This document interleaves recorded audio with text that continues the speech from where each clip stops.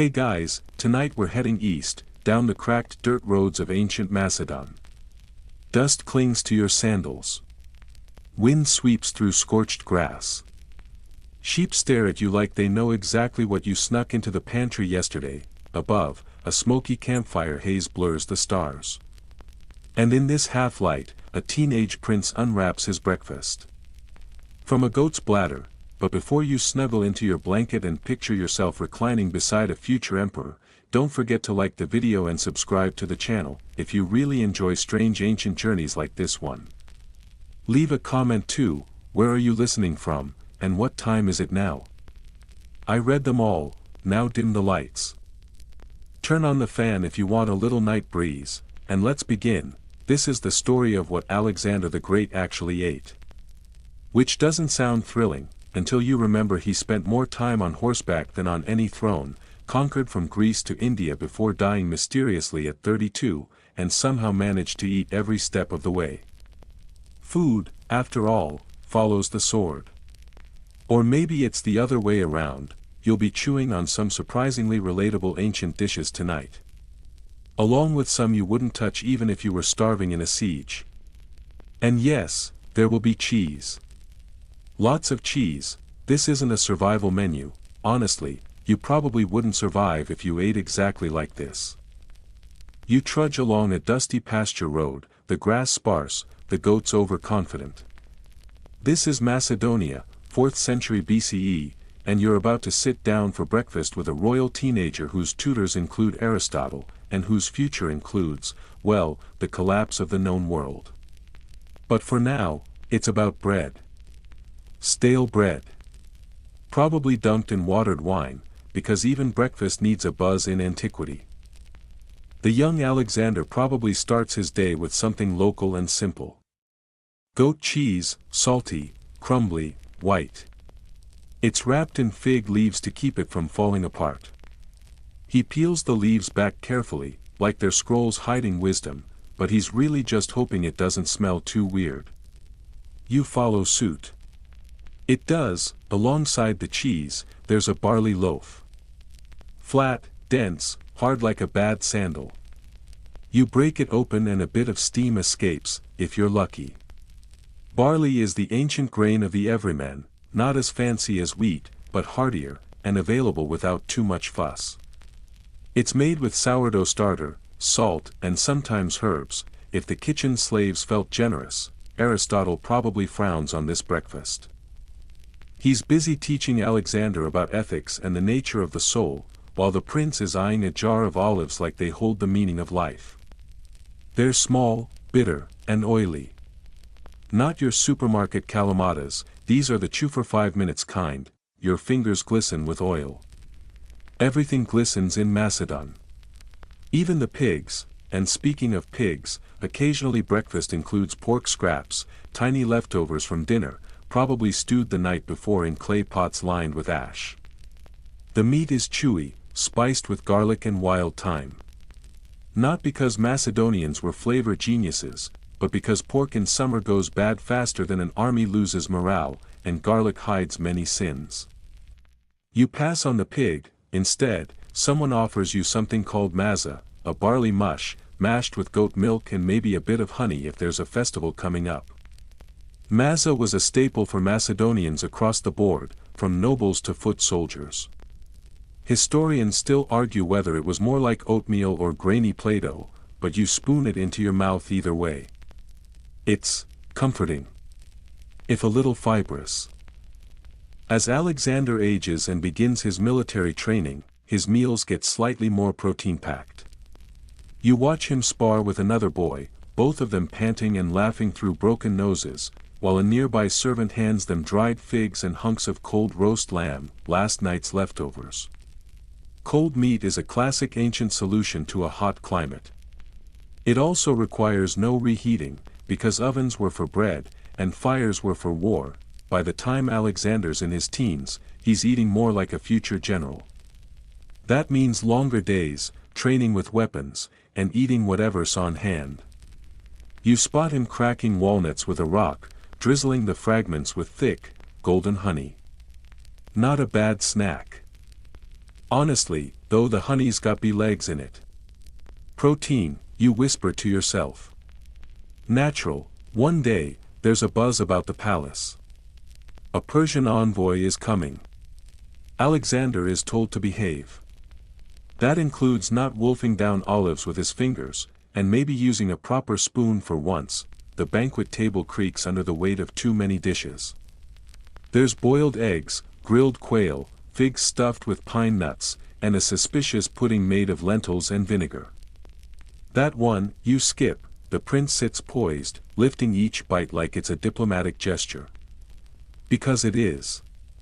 Dining in the ancient world is never just about food, it's about status, alliances, and knowing which part of the goat not to eat in front of royalty.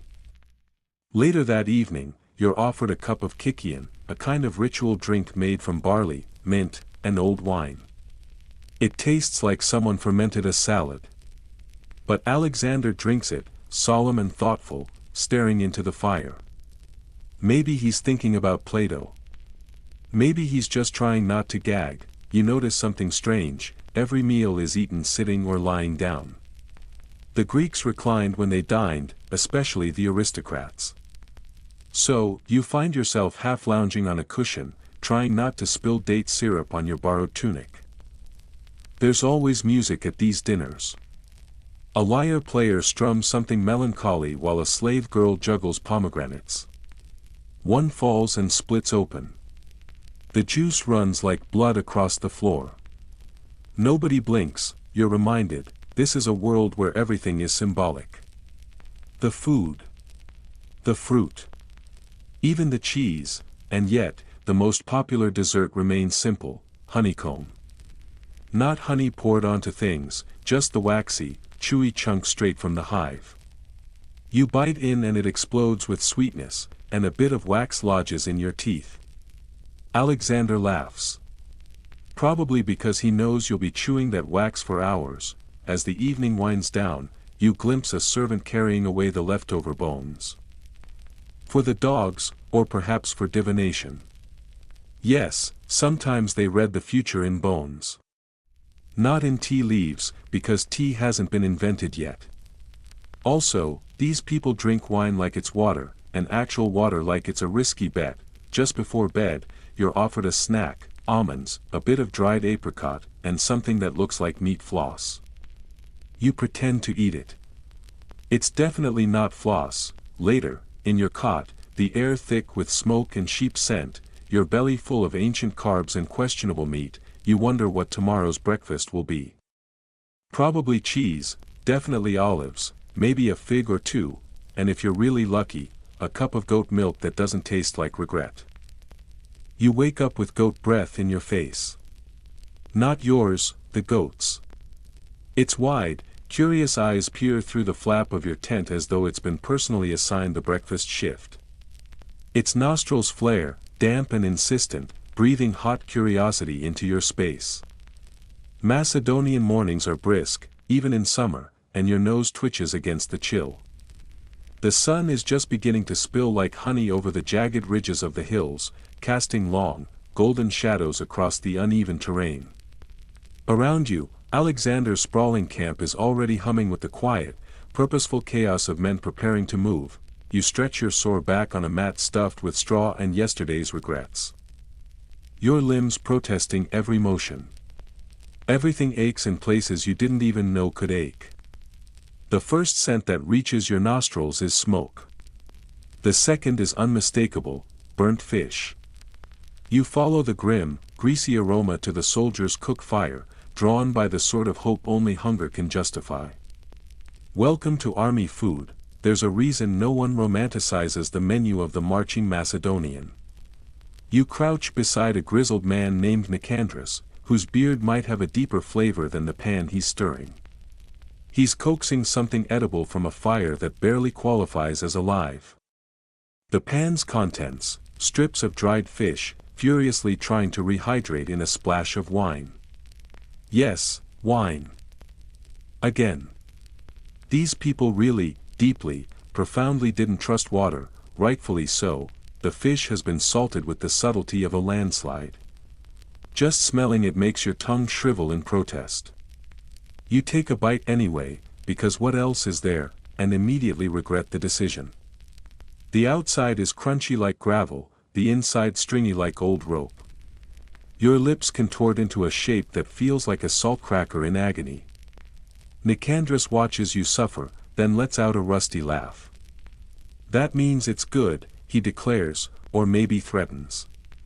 You're not sure which. The soldiers have a name for this sort of non-meal, empty trophy, the fifth food. Not quite breakfast. Not quite lunch. Not even quite food. It's just what they could carry.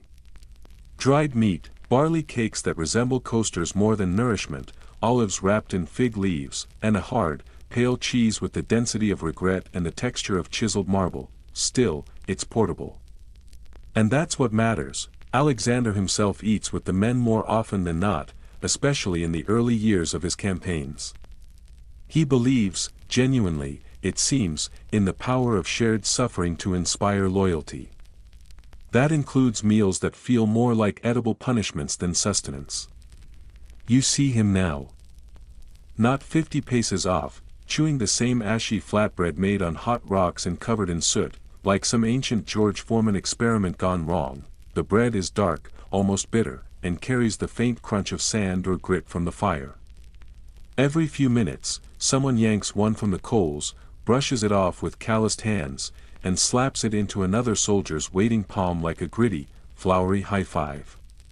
You get one too. It's hot. Smoky. It steams in your hand, and when you bite in, it's not bad. You're surprised. You're grateful. Sometimes, there's a rare surprise, wild onions or garlic bulbs scavenged by some enterprising forager. You chew one raw. It hits you like a punch to the sinuses, burning its way through your skull like a cleansing fire. Your eyes water. Your nose runs.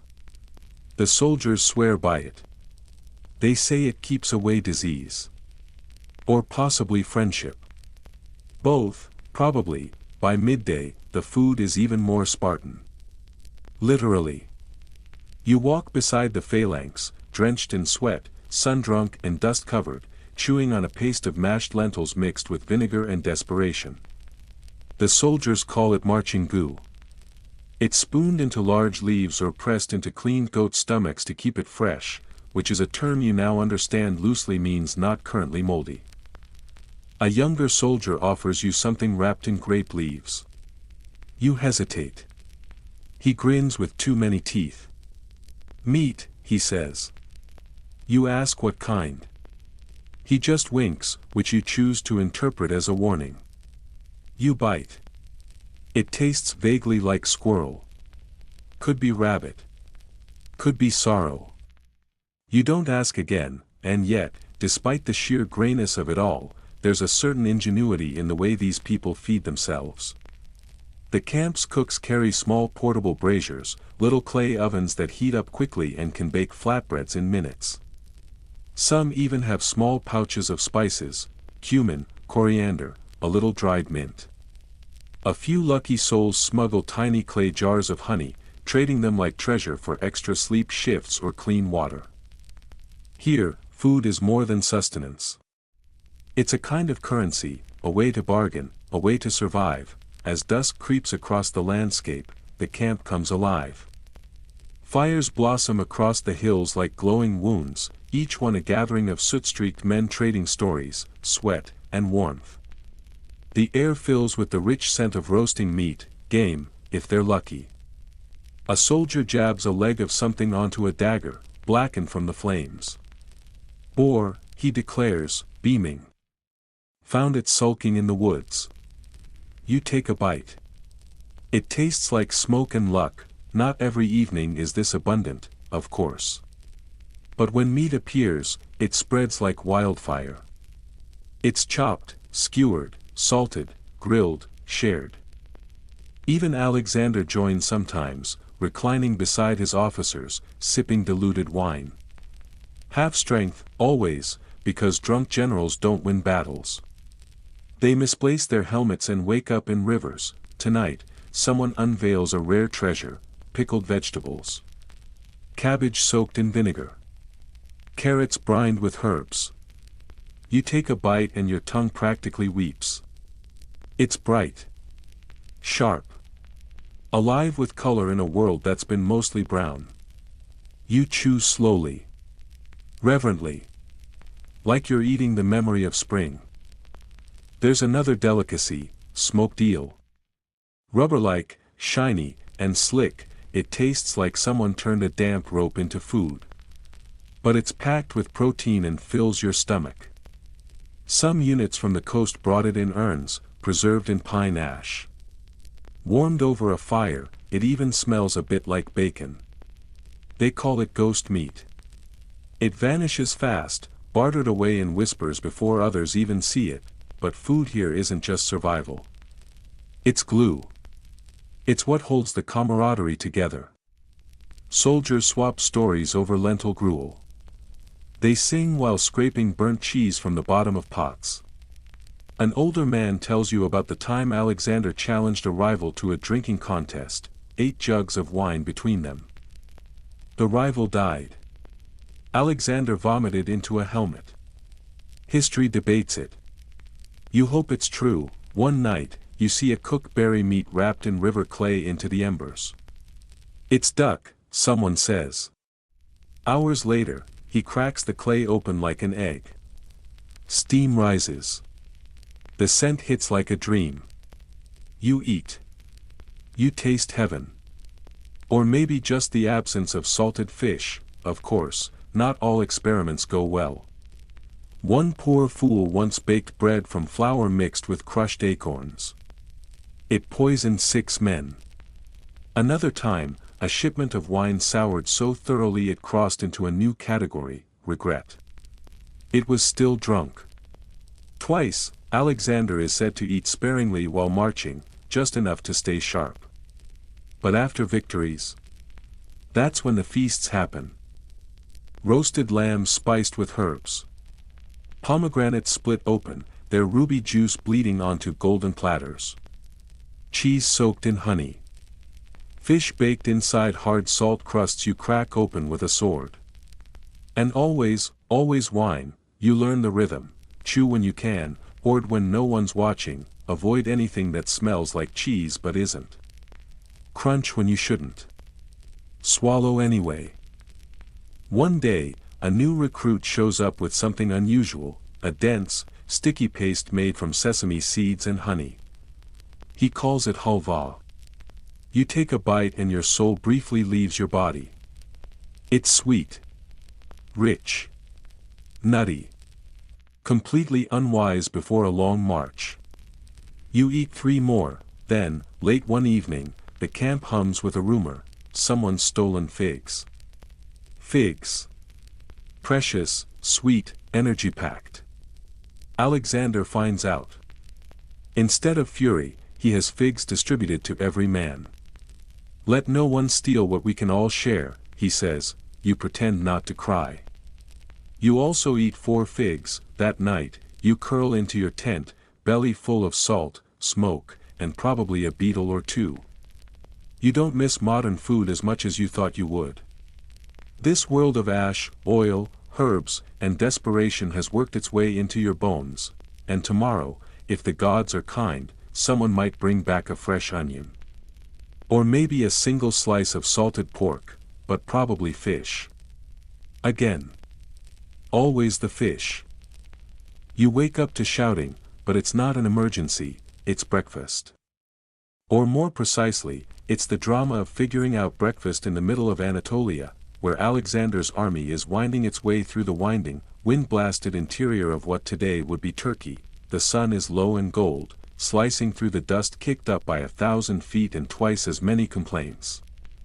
Your stomach growls. Your mouth is dry. You step over a sleeping dog and nearly trip on a soldier trying to turn stale bread into something chewable by soaking it in yesterday's wine. Welcome to dining on the march. Today, Alexander's army is between battles. And while they may not be dodging arrows this morning, they are dodging dietary disappointment. You find yourself sitting on a rocky outcrop beside a cook named Theo who's currently smashing chickpeas with a stone. It's loud, it's rhythmic, and it smells surprisingly pleasant, kind of nutty, kind of earthy, and definitely better than the salted fish from yesterday. Theo's making a kind of early hummus. Well, proto-hummus. It's more paste than dip, no tahini in sight, and he mixes it with garlic, herbs, and olive oil so green it looks radioactive. He calls it hummus, and it's about to become the best thing you eat all week. You scoop some with a piece of broken barley flatbread.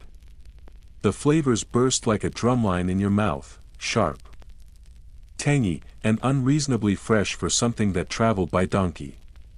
It's not glamorous, but it's honest. That's the food motto here, good enough not to die.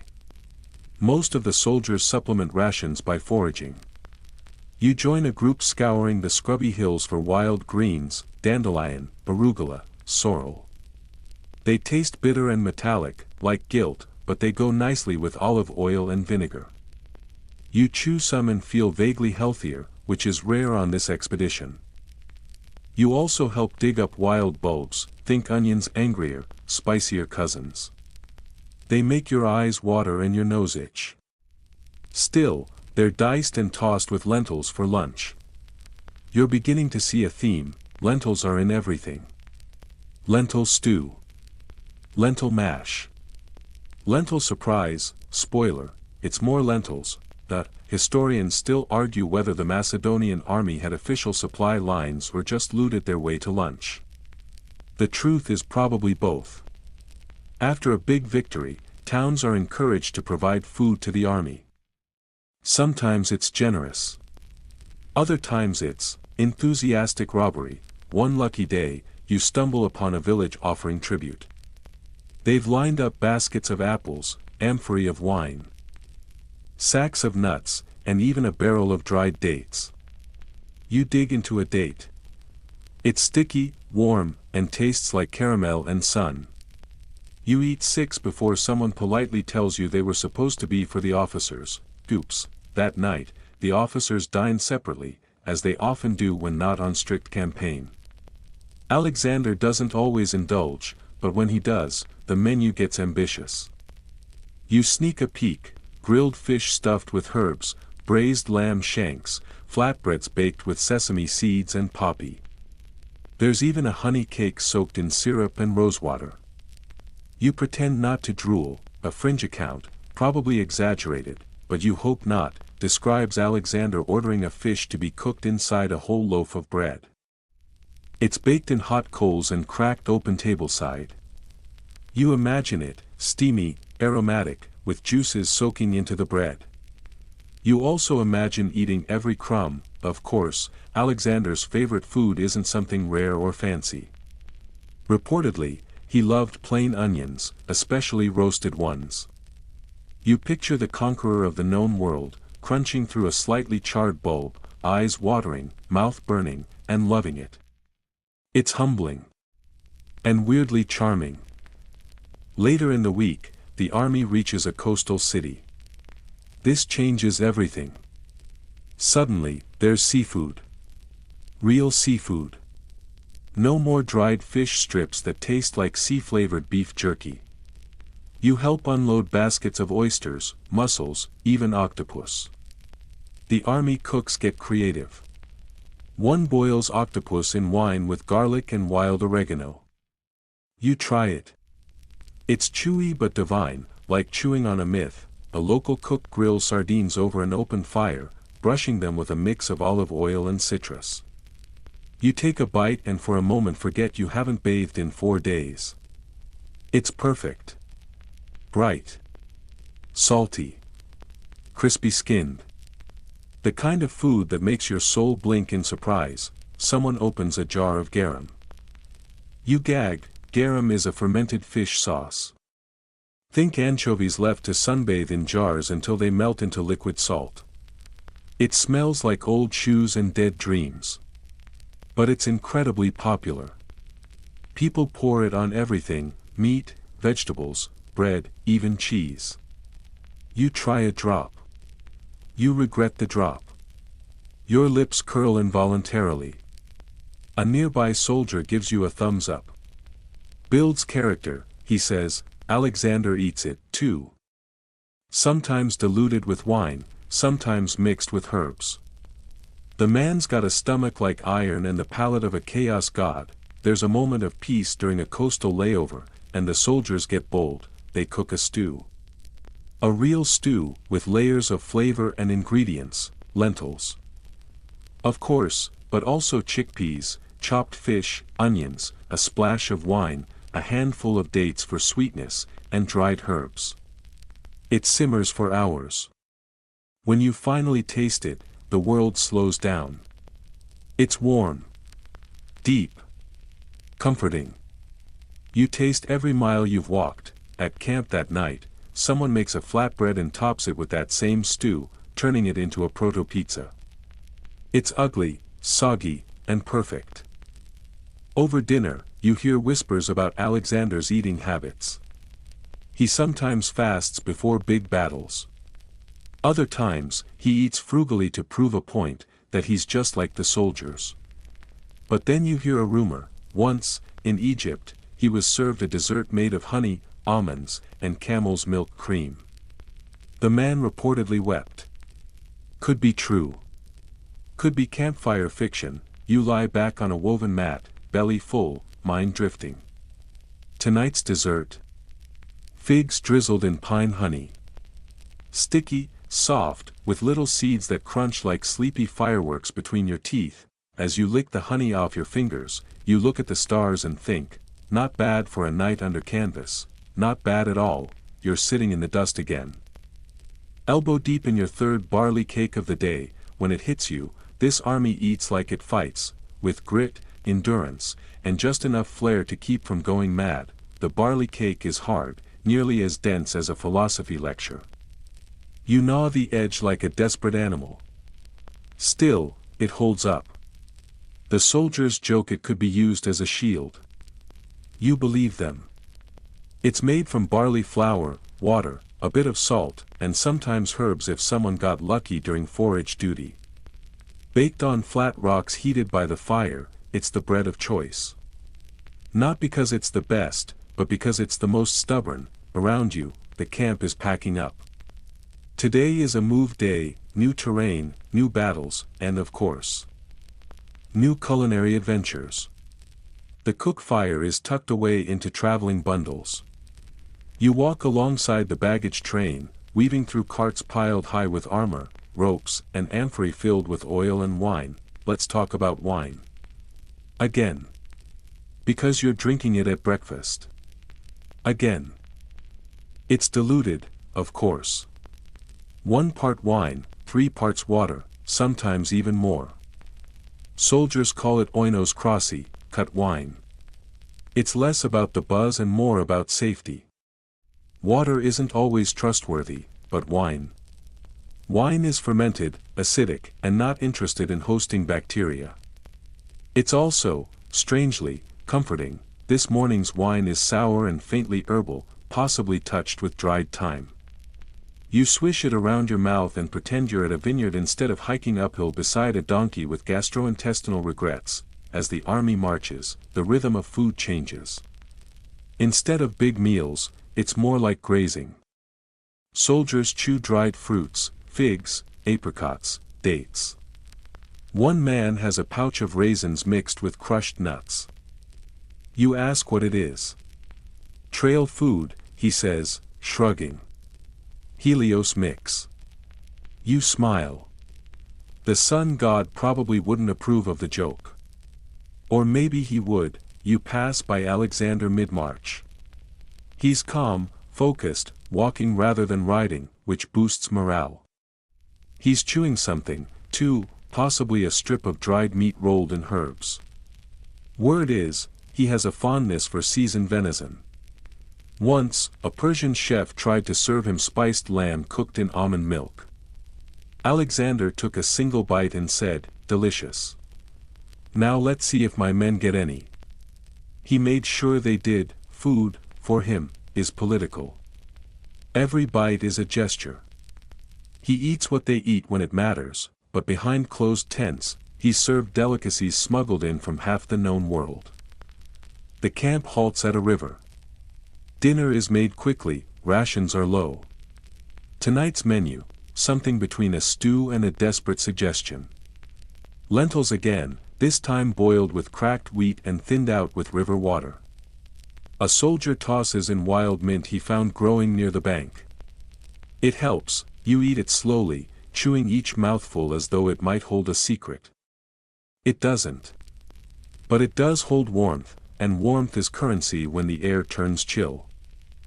Later that evening, a cook with more ambition than ingredients roasts root vegetables over open flame.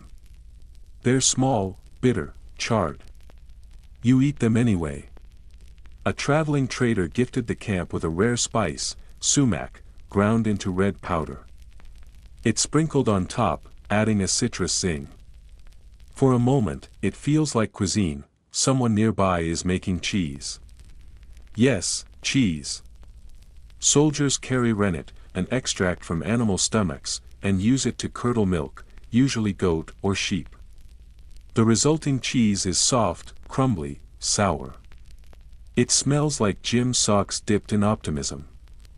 But paired with bread and wine, it's a feast. A soldier shares a slice with you. We call it Stratiaticos tyros, he says, soldier's cheese. You bite in. It's tangy, rough, and surprisingly satisfying. Cheese lasts on the march and doesn't require refrigeration, perfect for this sun-blasted lifestyle. Every once in a while, someone gets creative. You hear a rumor that a soldier tried making pancakes, barley flour mixed with eggs and honey, fried on a shield over the fire. Historians still argue whether that's true or camp myth, but either way, you'd eat the evidence. Breakfasts on the road are always lean. Olives, dried bread, maybe garlic rubbed on a rock to flavor things. You watch one man smash a clove under his knife and rub it onto his bread like some kind of ancient garlic toast. You try it. It works. Sort of. Lunch, if it happens at all, is usually just whatever you can scavenge, pine nuts, wild berries, if you're brave, or leftover stew scooped into a piece of flatbread folded like a soft taco of despair. One night, a group of officers throws an unofficial mini-banquet. You're not invited, but you linger nearby. Roasted partridge, seasoned with coriander and honey. Stewed lentils with dried apricots. Even wine sweetened with dates and cinnamon. The aroma drifts on the breeze like an insult. The next day, the regular soldiers get a treat, roasted chickpeas. Crispy, salty, vaguely nutty. One soldier calls them the popcorn of conquest. You nearly weep from joy. Someone else starts experimenting with crushed grains and milk, boiling them together into a proto-porridge. You eat a bowl. It's warm, bland, and strangely soothing, like being hugged by a dairy product. When the army pauses at a fertile valley, there's a harvest festival held in their honor. Locals bring offerings, loaves baked with herbs, dried fruits, nuts, and even a roasted lamb draped in fresh figs. You eat until you can't move. Then you eat one more figure. You overhear a scholar debating another over Alexander's diet. He preferred simplicity, one says. He was extravagant when necessary, argues the other. They both drink wine and call it a draw. One evening, a group of Persian cooks presents the army with a dish that blows your sandals off, rice cooked with saffron and dried fruit, sprinkled with toasted almonds. It's sweet, savory, golden. A precursor to pilaf. You want to marry it. A soldier leans over and whispers, careful. If you compliment it too loudly, it'll become an officer-only dish. You whisper your praise to the bread instead. Later, a cook tries fermenting cabbage with vinegar and salt. It's crunchy, sharp, and definitely cabbage. Fermented vegetables become a staple. They travel well. Last long, and most importantly, taste like something. You start recognizing patterns. Vinegar shows up often, it preserves, it flavors, and it burns when you accidentally pour too much. Honey is currency. Herbs are salvation. And anything wrapped in leaves automatically tastes better.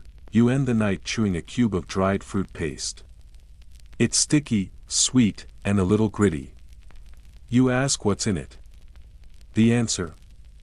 Whatever was left over. You nod, because that's most food here. You fall asleep on a blanket warmed by the fire's leftovers, belly full of barley, lentils, and something pretending to be cheese. The stars blink overhead like they approve of your meal, and tomorrow, maybe, just maybe, someone will find eggs, but probably lentils. Again. You wake to a clatter of metal bowls and the unmistakable sound of someone arguing over a radish. Welcome back to life in Alexander's mobile food court, where breakfast depends on geography, luck, and whether or not the donkey stepped on your supply bag during the night. Today, you've reached the outskirts of Babylon. It's a game changer. The soldiers are giddy, almost suspiciously cheerful. After weeks of rough terrain, salty stew, and wine that tastes like regret, the promise of a city with actual markets is too much to ignore. You pass through the city gates and your nose is immediately assaulted, in a good way. Cinnamon. Roasted meat. Warm bread. You want to cry. Alexander isn't here to plunder Babylon. Quite the opposite, he's honoring it. The people are allowed to keep their culture, their priests, their markets. And lucky for you, their food. The army is permitted to rest here for several days. You are not prepared for how your palate is about to be spoiled. The first thing you taste is a sweet porridge of barley, lentils, chickpeas, and dried fruit. Yes, it's weird. Yes, it's basically everything in the pantry dumped into one pot. But it works. It's gently sweet, thick like pudding, and crowned with pomegranate seeds. A soldier next to you eats 3 bowls and whispers, "This is what the gods eat on weekends." Then come the flatbreads, not the dry, shield-baked variety you're used to. These are soft, warm, and pillowy, baked in tandoor-like clay ovens dug into the ground. One is dusted with sesame, another brushed with clarified butter and garlic. You eat both. And then someone else's. At a banquet hosted by local officials, the officers are offered delicacies with names that sound like poetry: date-stuffed quail, pomegranate-glazed lamb, stewed leeks in spiced broth. The dishes are arranged like artwork, adorned with herbs and edible flowers. Alexander himself sits beside Babylonian nobles, tasting, nodding, occasionally laughing. You lurk near the kitchen tents, where the real magic happens. A cook shows you how to layer dried apricots and nuts between sheets of fried dough. "We call it libamiramu," he says, "layered sweet of joy." It's sticky, crunchy, and very possibly the ancestor of baklava. You eat 3, burn your tongue on the 4th, and swear it was worth it. You're not the only one experiencing a culinary awakening. Soldiers whisper about cinnamon like it's an exotic treasure. They trade honey for slivers of dried orange peel. They line up for roasted eggplant stuffed with garlic and lentils, a dish that tastes like someone finally figured out how to season hardship. One night, you try a stew with meat so tender it collapses under your spoon. It's lamb, simmered in sour yogurt and spiced with coriander and black pepper. You eat in silence, overwhelmed. It's not just food anymore, it's an emotional event. Of course, this golden era of Babylonian cuisine has a downside: expectations. You overhear a soldier complain about having to go back to normal rations soon. "I can't go back to vinegar porridge," he moans. Another nods solemnly. The flatbread, it had layers. Historians still argue whether Alexander truly embraced the foods of every culture he conquered or simply tolerated them. But here, he seems genuinely impressed. He holds tasting sessions. He listens to cooks. One account, possibly exaggerated, claims he wrote a thank you note to a chef who created a chickpea and garlic mash that made him see stars. Could be hyperbole. Or maybe it was just really good garlic. You try shirkar, a chilled dessert made from goat's milk and honey, almost like an ancient custard. It's served in clay bowls and topped with dried rose petals. You close your eyes. It's sweet, delicate, floral. You don't speak for 3 full minutes. And then there's pita on a stick, your term for a street snack involving skewered meat wrapped in bread, drizzled with a pungent sauce of herbs and garlic. The vendor calls it suwarda. You call it love. There's even early kebab, small chunks of meat grilled over open flames and sprinkled with a tangy spice mix. The meat crackles, the smell invades your brain, and you decide on the spot to dedicate your life to grilled skewers. Markets are full of things you've never seen: dried melon, salted almonds, pickled lotus roots, candied ginger. You try everything. Twice, a local baker lets you help knead dough for a special ceremonial bread, shaped like the rising sun. He sings while he works, kneading in time with an ancient hymn. This bread, he says, is to welcome peace. You don't understand all the words, but the meaning is clear. You nod. Then you eat it, and for a second, you feel like maybe peace is edible. During a feast, someone offers you wine spiced with cinnamon and saffron. It's warm, intoxicating, and tastes like ambition. You sip slowly and wonder if this is what Alexander drinks when he's dreaming of the next empire. There are oddities, too. A dish made of dried fish and fermented fruit sauce. A dessert involving boiled wheat soaked in rosewater and topped with ash. It's sweet ash, they insist. You try it. You survive. Barely. You even spot fermented turnips, pickled snake cucumber, and something that smells like a dare. One brave soldier eats it and swears he saw the future, but not everything is decadence. You also visit the food stores, the behind-the-scenes operation keeping the army fed when cities aren't so generous. You see rows of amphorae containing oil, wine, dried legumes, and salted meats. Preserved lemons float in brine like sour gold coins. Clay jars hold dried herbs, barley, wheat, millet. It's a system. A slow, reliable rhythm of survival. And just like that, the break is over. The army begins to move again. You leave Babylon with your stomach full and your standards raised irresponsibly high.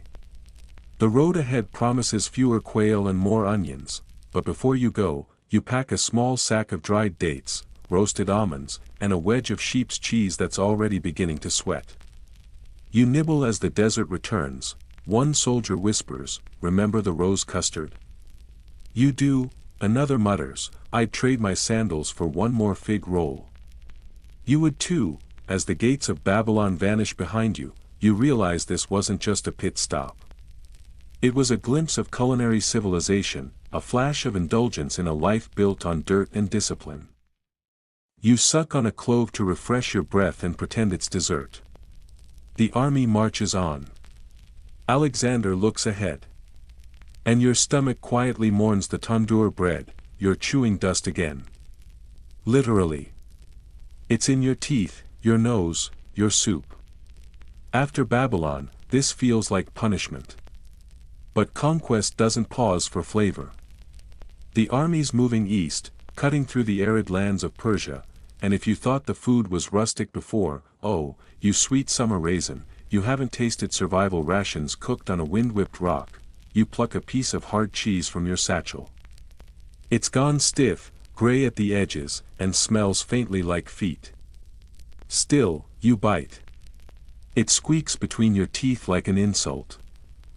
You chase it with warm water from your goatskin flask. It tastes like whatever the goat was thinking about when it died. Welcome to the culinary lull. Marching through Persian terrain means you're once again at the mercy of your pack, the weather, and how long you can stomach barley before weeping. Meals are basic: cracked grain boiled in brackish water, flatbread that doubles as a plate and a napkin, dried figs that now resemble buttons. You start to forget what fresh fruit smells like, but even out here, there are surprises. You pass through a dusty village where locals are selling skewers of roasted grasshoppers. They're crispy, nutty, and disturbingly addictive. You eat 5. A soldier tells you they're full of protein. You try not to think about the legs caught between your molars. That night, you eat stew. Again. But someone got clever. They roasted wild onions first, caramelizing them in olive oil. Then added lentils, cracked wheat, and a single, dried apricot. The sweetness cuts through the starch like a hymn. You savor it like a guilty pleasure. You've noticed a pattern by now. Food reflects power. When Alexander's army enters a city in peace, the food improves. When they're fighting or marching hard, the meals grow sparser, flatter, beige. Still, there's ingenuity in desperation.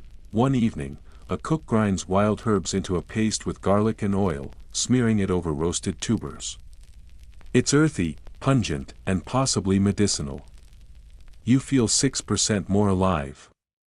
Someone calls it the green miracle. Others call it a mistake. Historians still argue whether these herbal spreads were common improvisations or carried forward from local culinary traditions. Then, salt pork.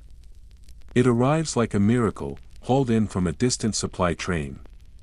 Salty, fatty, chewy like history itself. You eat it straight, then crumble some into your stew. Now it tastes like something. Like ambition. Like someone tried. You start noticing local spices, dried sumac, toasted cumin, and a smoky red powder that might be early chili or just something pretending. These get sprinkled on nearly everything now: grains, stews, grilled onions. A soldier claims it makes lentils taste like meat. He's wrong, but you appreciate the effort. Then one day, you taste something truly strange: fermented garlic yogurt. It's sharp, tangy, and cooling, utterly refreshing in this heat. The locals serve it as a dip, but you eat it with a spoon. 3 spoons. Maybe 4. You don't keep track. A nearby village teaches the soldiers how to make it. You watch as they stir goat's milk and garlic into earthen jars, leaving them to sit in the sun, covered loosely with cloth. It ferments into a creamy paste that's borderline addictive. The soldiers call it ghost milk. You call it dinner, and then comes the bread. You thought you knew bread. You didn't. A Persian baker invites you into his courtyard, where flat loaves stick to the inside of a clay oven like edible wallpaper. They puff and blister, golden brown with charred freckles. He brushes them with sesame oil and a bit of crushed fennel. You take a bite. You see the future. You carry one loaf with you for 2 days like it's treasure. It grows tougher, but never stale. You tear off pieces and dip them in olive brine. It tastes like poetry written under siege. That night, you find a fruit market. Not big. Just a few stalls selling sun-dried apricots, dates, and something called zardaloo, Persian golden plums. You trade an extra belt buckle for a handful. You eat one. It's tart and sweet and just this side of magic. A soldier next to you is making soup from nothing but lentils and the leftover brine from pickled radishes. It smells dangerous. He insists it's healing. You pass. He eats 2 bowls and declares himself immortal. You later see him lying in the shade, clutching his stomach and whispering to the clouds. Immortality has consequences. On days when no new supplies come in, you default to the big 4: barley, lentils, onions, and hard cheese. Sometimes they're cooked together. Sometimes not. Once, you try combining all 4 in one bowl. You call it the quadruple disappointment. It's not great, but just when things start to feel like culinary purgatory, the army hits a jackpot: a captured Royal Persian supply depot. You hear shouting. Soldiers rush to the tents. Inside are baskets of dried fruit, sacks of polished rice, slabs of cured meat wrapped in silk, and, this part might be myth, candied rose petals. The officers claim most of the delicacies, of course. But even the regular troops get a taste. You get your hands on rice. Not the hard, scorched bottom of the pot kind, but soft, fragrant grains cooked with saffron and cumin. You eat slowly, each bite a small rebellion against the usual gray mush. There's also honeyed almonds, fig paste, even roasted chickpeas dusted with cardamom. You blink. Are you still in a war zone? Alexander allows a small celebration. A night of fire, music, and dangerously spicy stew. No one knows what's in it. Possibly goat. Possibly ambition. Probably both. You dance, you drink, you eat until your belt is tight.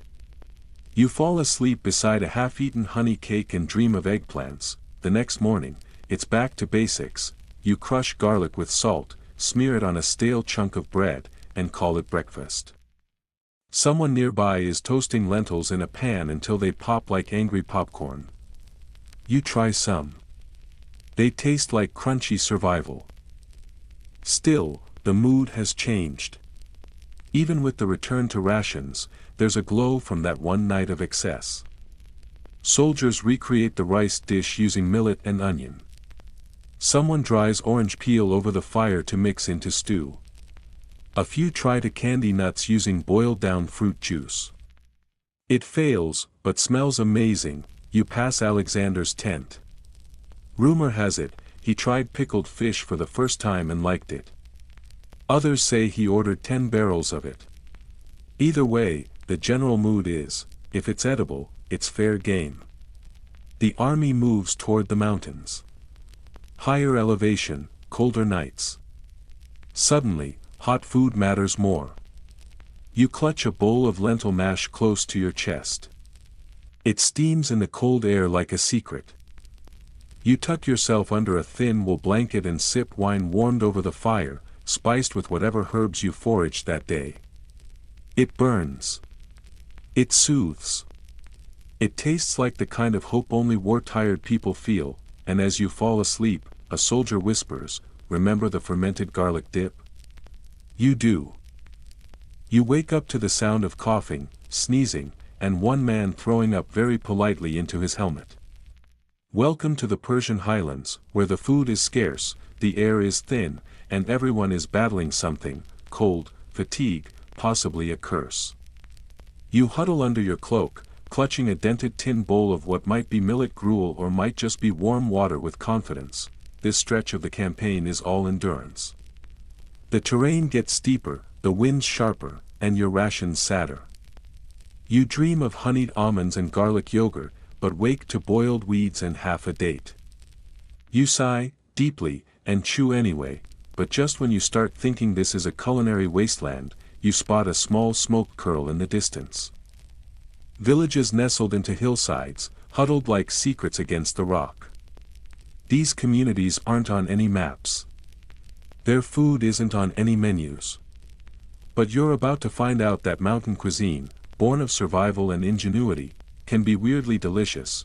You enter one village under a shaky truce. The locals are cautious, but not hostile. They offer food, not lavish, not decorative, but sustaining. First, a dense bread made from barley flour, dry roasted on a hot stone. It's chewy, smoky, and better than it looks. You dip it into abgusht, a thin stew made from chickpeas, potatoes, and dried herbs.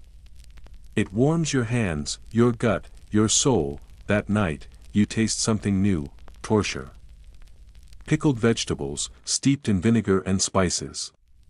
Cauliflower, carrots, turnips, all sour, crunchy, and sharp enough to wake your senses from their lentil coma. You devour a handful, tear up slightly, and then go back for more. One older woman, probably the village matriarch, hands you a small wrapped parcel. Inside is a wedge of what looks like hardened brown clay. You're told to shave it into your stew. You do. It dissolves into a smoky, rich flavor that transforms your bowl of sadness into something almost gourmet.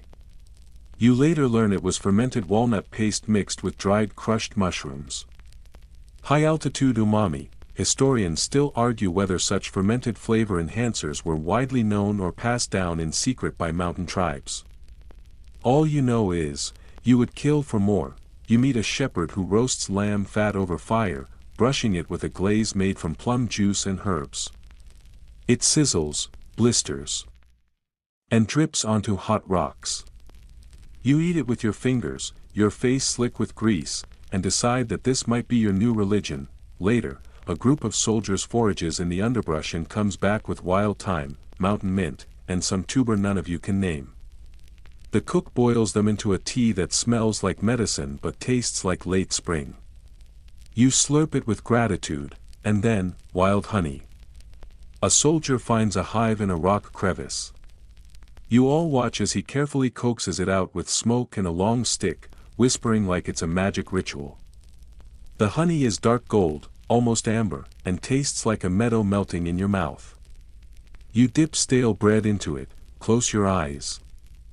And for a minute, everything is okay. The food becomes increasingly localized. You eat yogurt thick enough to stand a spoon in. It's made from sheep's milk, tangy and rich, and eaten with chopped herbs and crushed garlic. Soldiers mix it into porridge, smear it on flatbread, or just eat it cold with fingers.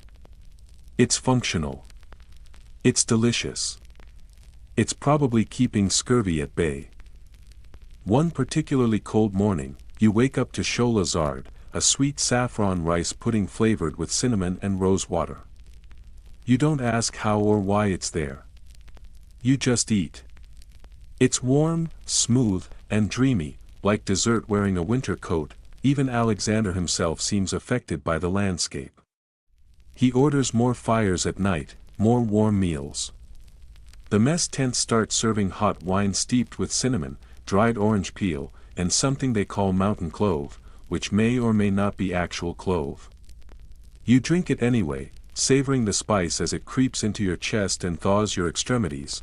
You overhear a rumor that Alexander tasted a porridge flavored with dried rose hips and mint, and asked for seconds. Whether it's true or not, the officers now insist on adding herbs to everything. Even the barley mash starts to carry hints of basil, fennel, and mystery, but with the good comes the strange. You try a dish that involves boiling sheep tripe with juniper berries. It smells like soap and sadness.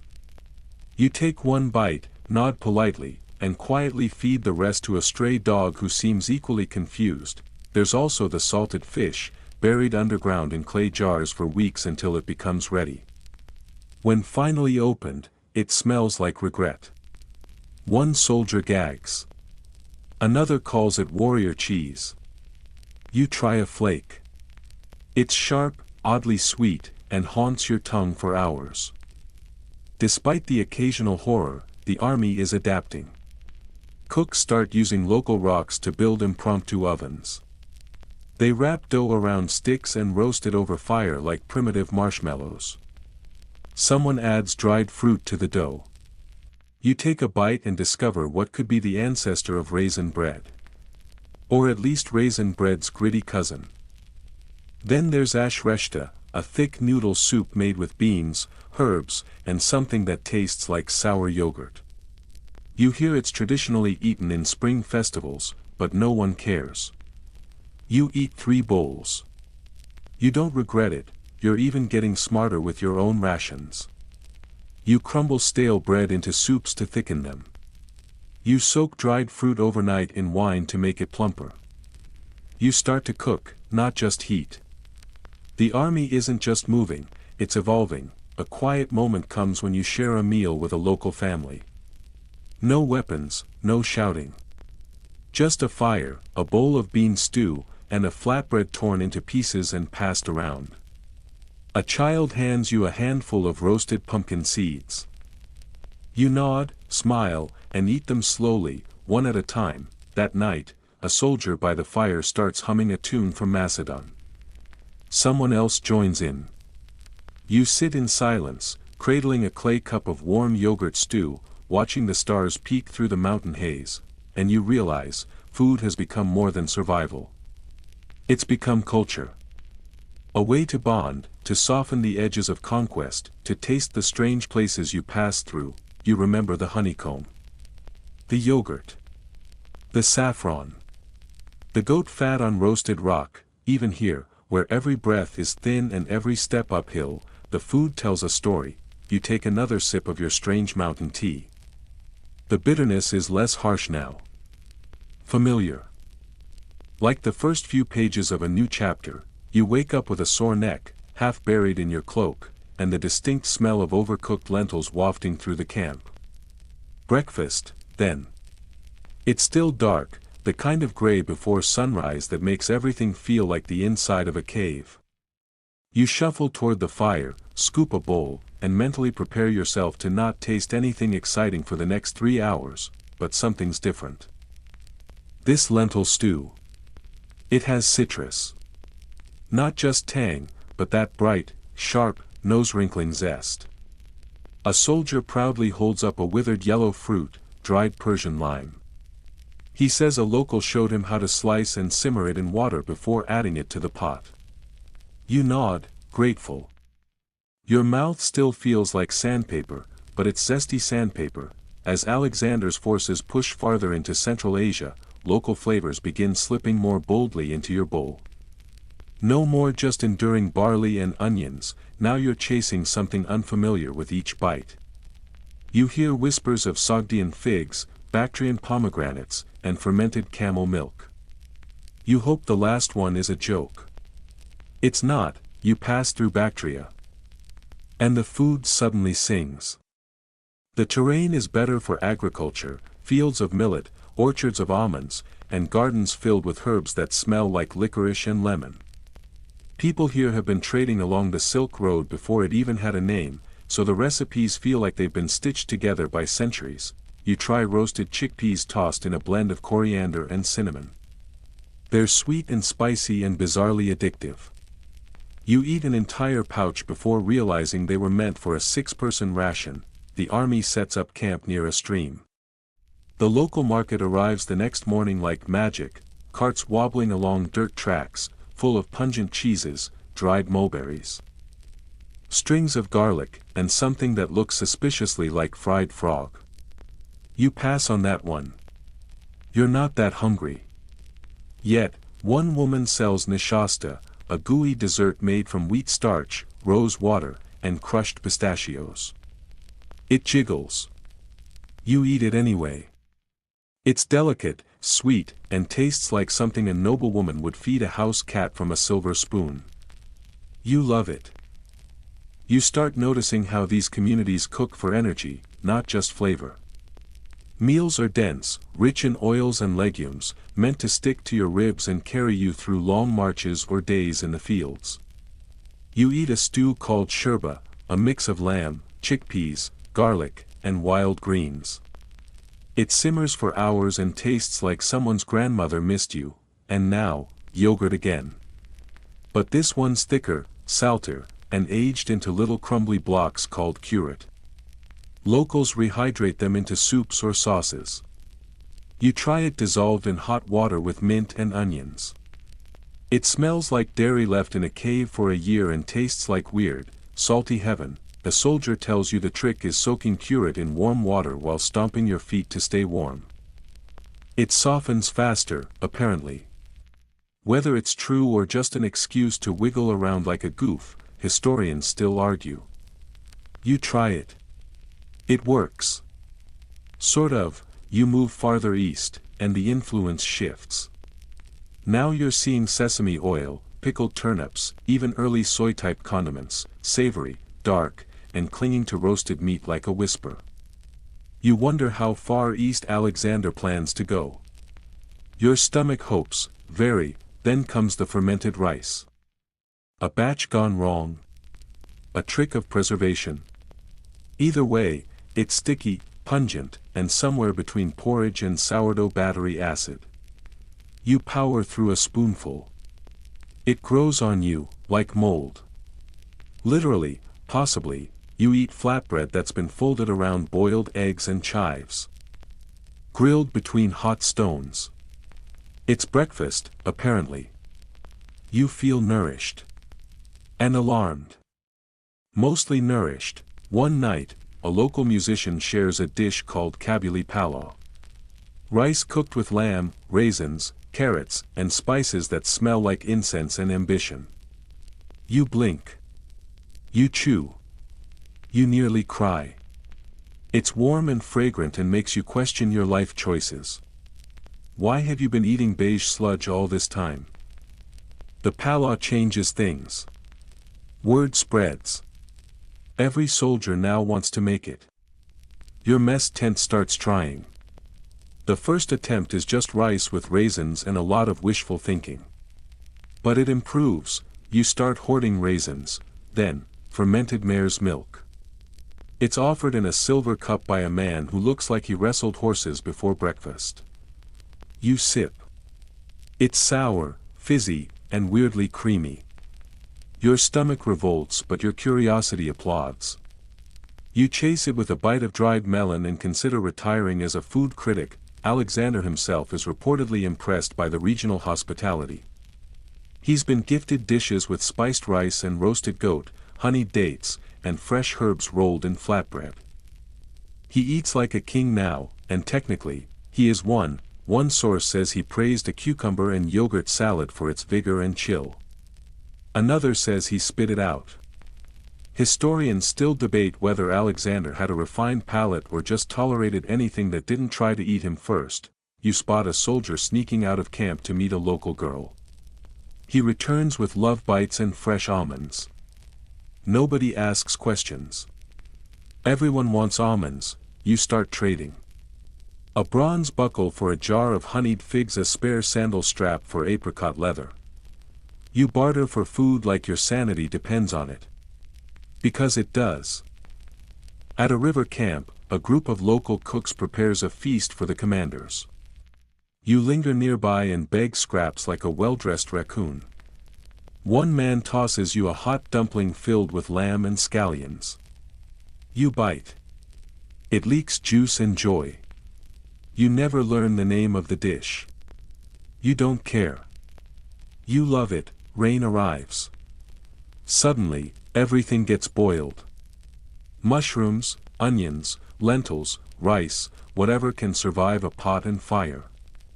Stews bubble non-stop. You live inside your cloak now, sipping hot broth and pretending it's wine. One morning, someone brings in saffron poached pears. You think they're hallucinating. Then you see the steam. The smell. The golden slices glistening like sunshine on a cloudy tongue. You get one. Just one. It's enough. That night, you lie on your back staring at the stars, your belly full of pickled turnips and wild mushroom stew, and wonder how food can carry memory like a pouch of secrets. You remember Babylon. The dates. The olive brine. The honey on stale bread. You miss it. You cherish it. You crave what's next, and what's next, well, it tastes like mountains, wind, and things you can't pronounce yet. The sun rises over soggy fields and quiet hills. You stretch your arms, hear the bones in your back crack like dry twigs, and head toward the fire. This morning, instead of lentils or barley, there's something new. Noodles, not the slithery pasta you're used to, but short, hand-cut strips in a thick broth with beans, herbs, and what might be wild leek. It's called something like lagman, the word sliding off your tongue with a chewy bounce. You eat slowly. Not because it's bad, no, it's actually comforting in a way that reminds you of naps and wool socks, but because you're trying to figure out how noodles ended up here, in a Macedonian army's soup pot, halfway to the edge of the known world. You look around and realize something else. You're not just conquering anymore. You're absorbing. You're becoming a kind of edible sponge. The food around you no longer belongs to one culture, it's a blend. A strange, savory mixtape of Greek, Persian, Central Asian, and something older, something still unnamed. You reach what the locals call the Hindu Kush. The terrain gets rude. Really rude. It's all cliffs, narrow paths, and winds that feel like they're trying to slap the soup out of your hands. Supplies get tighter, but flavors. Somehow, they multiply. A foraging team returns with walnuts, bitter greens, and dried apricots. A cook turns them into a sauce over roasted rabbit. You scrape the plate with bread so thoroughly, it looks like it was never used. Another night, you try what someone insists is a delicacy, dried sheep's liver sliced thin and marinated in fermented yogurt. You're skeptical. You take one bite. It's aggressive. You chase it with hot mint tea and an existential crisis, but there are gems. A local cook bakes flatbread inside a clay oven built into a hillside. She slaps the dough against the hot wall, and moments later, peels off a blistered round speckled with sesame seeds and garlic. You eat 5. One with honey. One with yogurt. One dipped in soup. One just because it was hot and you felt alive again. One soldier claims he traded a gold brooch for a handful of saffron threads. He now guards it like a dragon, doling out just a pinch into his rice each night. His mess pot always smells like something divine. You try to get invited over. You fail. Another unit experiments with stuffing things, dough, leaves, vegetables, with whatever meat or legumes they can find. The results are wildly inconsistent. One night, it's goat wrapped in grape leaves. The next, it's lentils and cabbage that might have been better as armor. But still, you admire the effort. You eat a stew called korma, spiced with garlic, onion, and something warm and earthy, maybe turmeric. Historians still argue whether this early version of korma predates what later becomes Indian cuisine, or whether it evolved simultaneously across the trade routes. All you know is, it's yellow, oily, and you're licking the bowl. One cold evening, you try a drink made of boiled milk, cardamom, and ground nuts.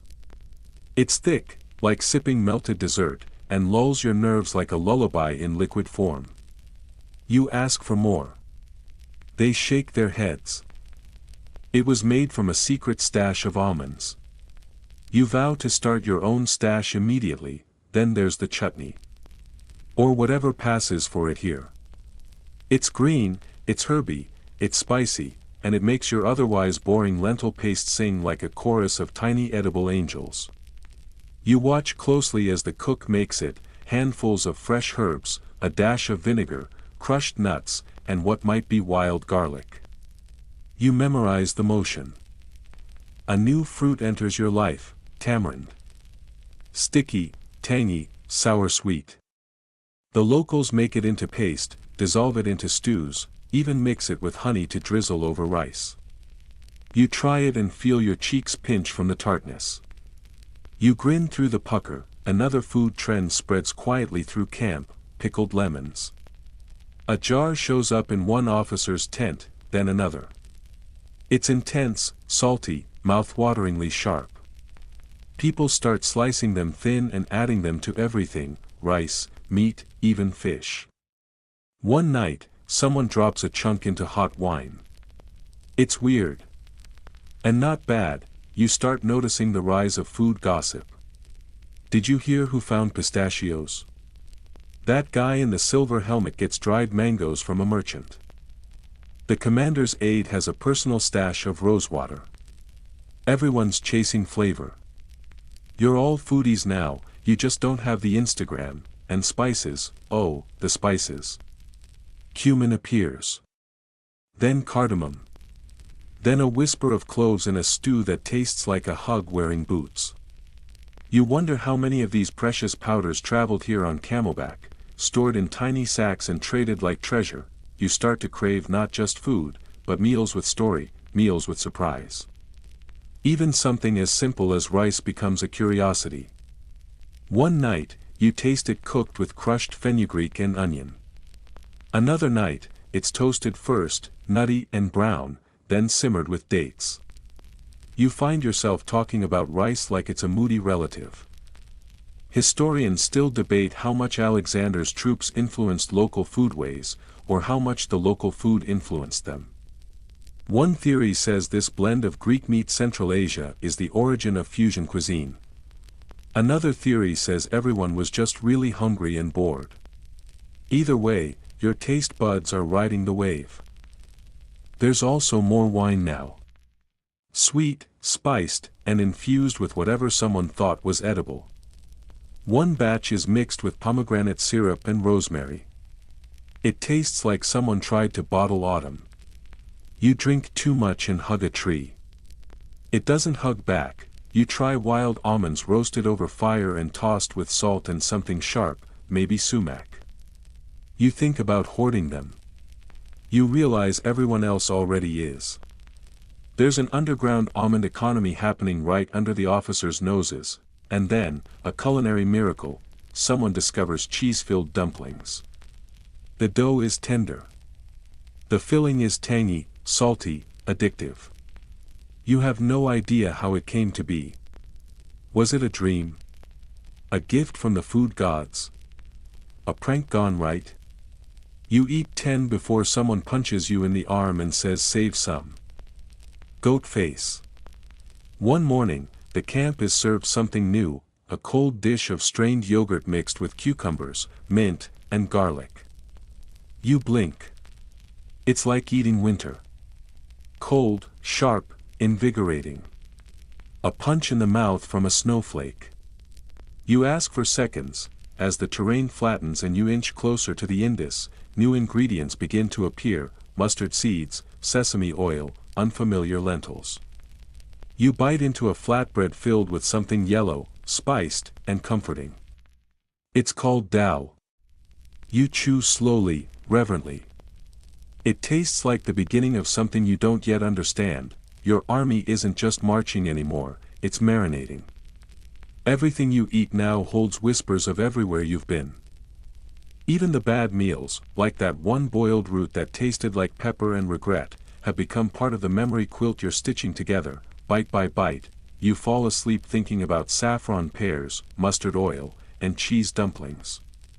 You dream of rice soaked in pomegranate juice and roasted over almond wood, and you wonder, when you return home, if you return, will you ever eat plain barley again without wincing?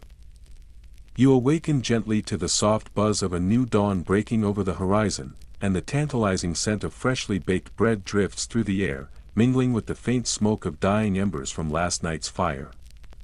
The world around you slowly comes alive as the morning light stretches across the landscape. Today, your path will take you deeper into lands that many call the very edge of the world, the vast and ancient Indian subcontinent.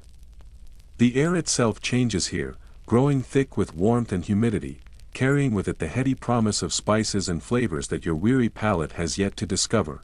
Your first meal in this strange and vibrant place is modest yet comforting, a bowl of rice steamed to fluffy perfection and infused with a delicate pinch of golden turmeric, giving it a warm glow that brightens the otherwise gray and misty morning. Alongside this, you receive a lentil stew, so rich and hearty that it clings to your ribs and seems to settle deeply into your heart. The vibrant color alone lifts your spirits, signaling the start of a new chapter in this journey. The lentils have been cooked slowly, patiently simmered with tiny mustard seeds that pop and release their essence, all tempered in fragrant ghee.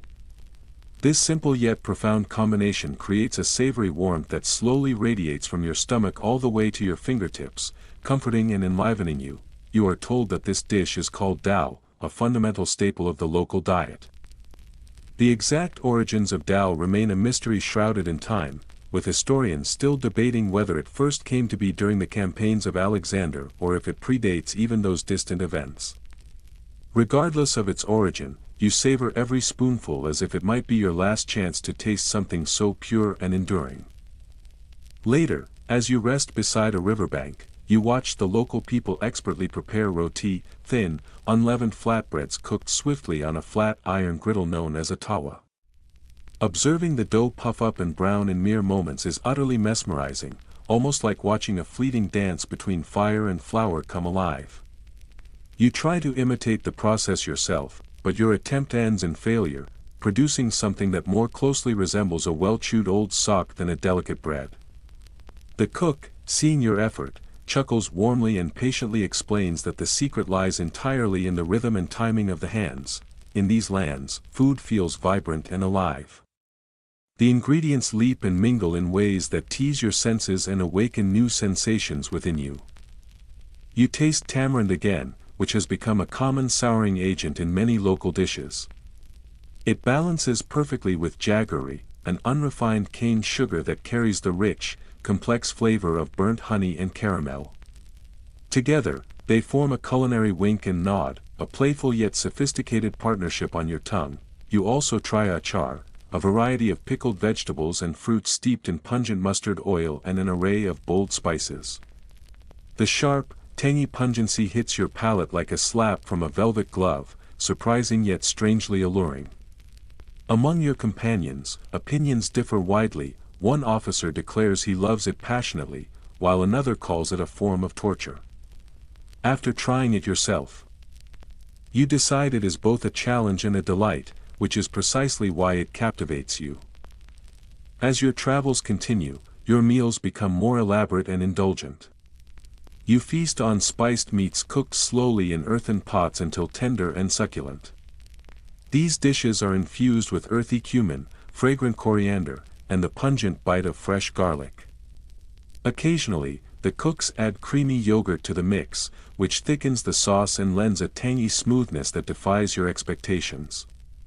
You find yourself wondering whether Alexander's own chefs learned such culinary techniques firsthand during their travels or if these methods developed naturally over centuries in this fertile and diverse land. Fruit is abundant and varied, offering bursts of natural sweetness and tartness alike.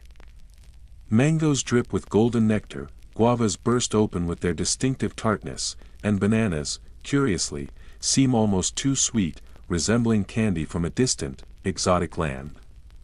You attempt to dry some of the fruit to take on the march, but the results are sticky clumps that attract ants and nightmares alike, forcing you to abandon the idea. A vibrant festival interrupts the monotony of your marching routine. This celebration honors a local deity and brings with it a grand feast. You are invited as a guest of honor, which means you are presented with more food than you can realistically consume and more wine than you should dare attempt. The highlight of the feast is a rice dish richly adorned with saffron, cardamom, and cinnamon, cooked together with meat and nuts. It reminds you of the kabuli palau you tasted back in Bactria, yet it feels even more opulent here. Each bite tastes like a golden story unfolding before you, a chapter of culture, hospitality, and ancient tradition. The wine served during this festival is different from any you have tasted before. It is fermented from palm sap and sweetened with honey and a mixture of spices. The result is a sticky, sweet drink that makes you giggle uncontrollably at nothing at all.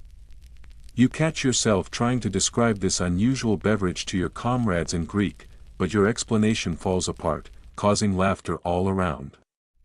Historians continue to debate whether these early alcoholic experiments influenced later South Asian brewing traditions or if they were fleeting innovations that disappeared into the dust of history. One day, you encounter a curious street food, deep-fried fritters made from chickpea flour, known locally as pakoras. Crispy, spicy, and oily, they offer the perfect snack for a soldier constantly on the move. You eat a handful, feel guilty about indulging, but soon abandon your restraint and eat even more. Breakfasts here begin to shift towards lighter fare. You find yourself sipping thick, sweetened milk infused with cardamom and cloves, sometimes sprinkled with crushed nuts for an added crunch. This beverage is both soothing and energizing, like a warm liquid hug that contrasts with the harsh barley gruels you endured during earlier campaigns. Even the breads evolve. You discover paratha, a layered, flaky flatbread cooked generously with ghee. It is perfect for scooping up rich stews and sharp chutneys. Eating it feels indulgent, almost luxurious, a small but meaningful reminder that even amid war, the simple pleasures of life endure. You marvel at the variety of chutneys served with each meal: mint, tamarind, coconut, and fiery chili, all adding layers of complexity and depth to otherwise simple dishes. You try to remember their names but eventually give up, deciding it is better to savor the experience than to try to catalog every flavor. One evening, a local chef shares with you a secret recipe for kheer, a creamy rice pudding simmered slowly with milk, sugar, and saffron, then garnished with pistachios and rose petals. The aroma alone is intoxicating, and the taste is a fragrant, sweet ending to a day spent covered in dust and sweat. You savor it slowly, allowing the sweetness to melt away the grime of travel and refresh your spirit. You begin to realize that the food here is not merely nourishment. It is a story, a language, and a bridge between cultures. The campaign, you understand, is not only about conquest but about exchange, about the blending of flavors as diverse peoples meet and mingle. One afternoon, you notice a fellow soldier quietly grinding spices with a mortar and pestle, attempting to recreate a curry he once tasted. The mixture is lumpy, oddly colored, and carries the unmistakable scent of a kitchen experiment gone rogue. You laugh and offer to help, and he hands you the pestle with a smile. The day's food adventures continue, rich with discovery and shared experience. Even Alexander himself is rumored to have developed a taste for local dishes, favoring spicy meats and thick, rich sauces over the simpler fare of Greece. Scholars continue to debate how much influence local Indian cuisine had on the Macedonian royal kitchens, but one thing is clear: the flavors of this land have left an undeniable mark. As you lie beneath a sky filled with unfamiliar stars, your stomach full of rice, meat, and memories, you wonder what other tastes and experiences lie ahead on this journey. Will you ever find yourself craving the simple barley gruel of your past campaigns again? Somehow, you doubt it deeply. You wake with a faint ache lingering in your limbs, a reminder of the relentless march, and the distant hum of unfamiliar birds greets your ears. The landscape around you has shifted once more. It is now richer and more abundant, a vibrant riot of green spilling over every hillside and valley as far as the eye can see. The scent of damp earth, freshly soaked by recent rains, mingles with the delicate fragrance of blossoms in bloom, filling the morning air with a heady, almost intoxicating perfume.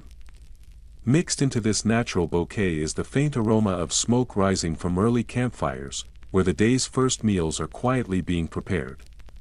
You shuffle toward the breakfast area, feeling the soft give of the ground beneath your worn boots, and find waiting for you a new kind of sustenance, a bowl filled with thick, creamy yogurt, generously drizzled with golden honey and sprinkled with an assortment of crunchy nuts. The yogurt is smooth and sweet, soothing your parched throat and calming the lingering heat left from last night's fiery spices. At first, the texture feels foreign to your tongue, somewhat tart and dense, unlike anything you have been accustomed to eating. Yet, as you take another spoonful, you find yourself craving its comforting coolness and velvety richness. A nearby local calls it curd, and you decide that it must be a gift sent by the gods of comfort food, a balm for the body and soul alike. As you observe the habits of the locals, you notice the prominent role dairy products play in their daily lives. Fresh milk is often fermented or churned into butter, while cheeses of various kinds appear regularly on their tables. The concept of cheese fascinates you greatly. It is not merely the familiar Greek feta you know, but a vast and varied array of soft and hard cheeses, some delicately flavored with herbs, others smoked over aromatic woods to impart a deep, smoky essence. You watch as soldiers eagerly exchange small pieces of this cheese like treasured currency, recognizing it as a portable luxury among the otherwise austere and practical rations they carry. Nearby, a cook busily grinds chickpeas into a thick paste to prepare falafel, those little fried balls seasoned carefully with garlic, cumin, and coriander. Curiosity leads you to try one. The exterior is perfectly crisp, while the inside remains soft and fragrant, a welcome contrast after weeks subsisting mainly on boiled meats. You imagine how this humble, unassuming food might one day rise to fame as a beloved street food sensation centuries later. There is ongoing debate among historians regarding falafel's true origins. Some claiming Egypt, others the Levant, but at this moment, it is simply a warm, crunchy morsel that tastes like a brief return to something familiar and homelike. As the day stretches long and hot, your attention is drawn to a large bubbling pot of stew simmering nearby. It is made from okra, tomatoes, and onions, thickened by lentils and flavored with a souring agent that you guess might be tamarind or perhaps lemon juice. The texture is unusual, slimy and strange to your palate, but somehow deeply satisfying and flavorful in ways that surprise your tongue. You are learning quickly that here texture matters just as much as taste in the composition of a truly memorable dish. lunch is brought to you on woven trays, each bearing small bowls of carefully prepared foods, fluffy rice, hearty beans, pickled vegetables, and freshly baked flatbreads. Among these, your eyes are drawn to a dish of roasted eggplant, mashed smooth and mixed with garlic and oil, served cold. Its smoky flavor is strong and unmistakable, while its slight bitterness cuts sharply through the richness of the other plates laid out before you. Before long, you find yourself reaching for it repeatedly, unable to resist its unique allure. The drinks you encounter have also evolved.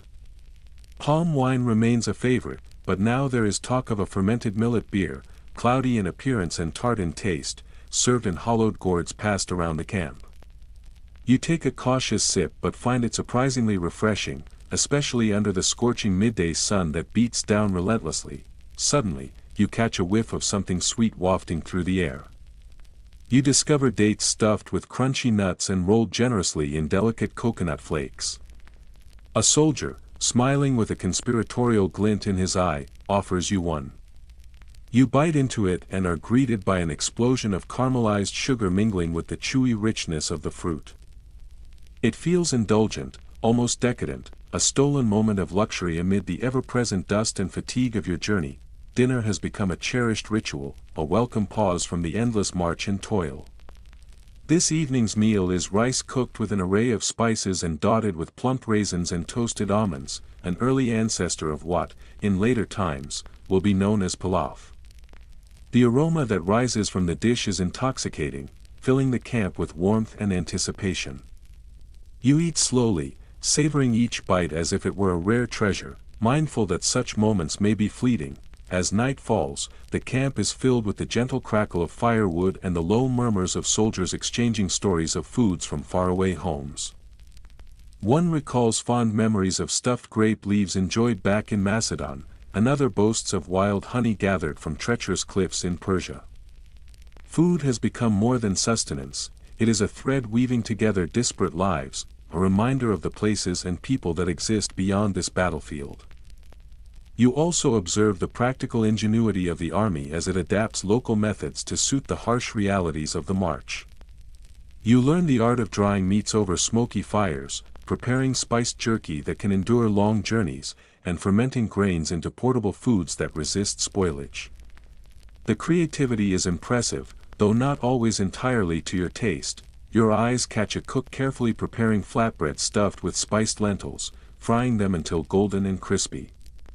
They call this snack samosa, a word that sounds like a whisper of exotic secrets.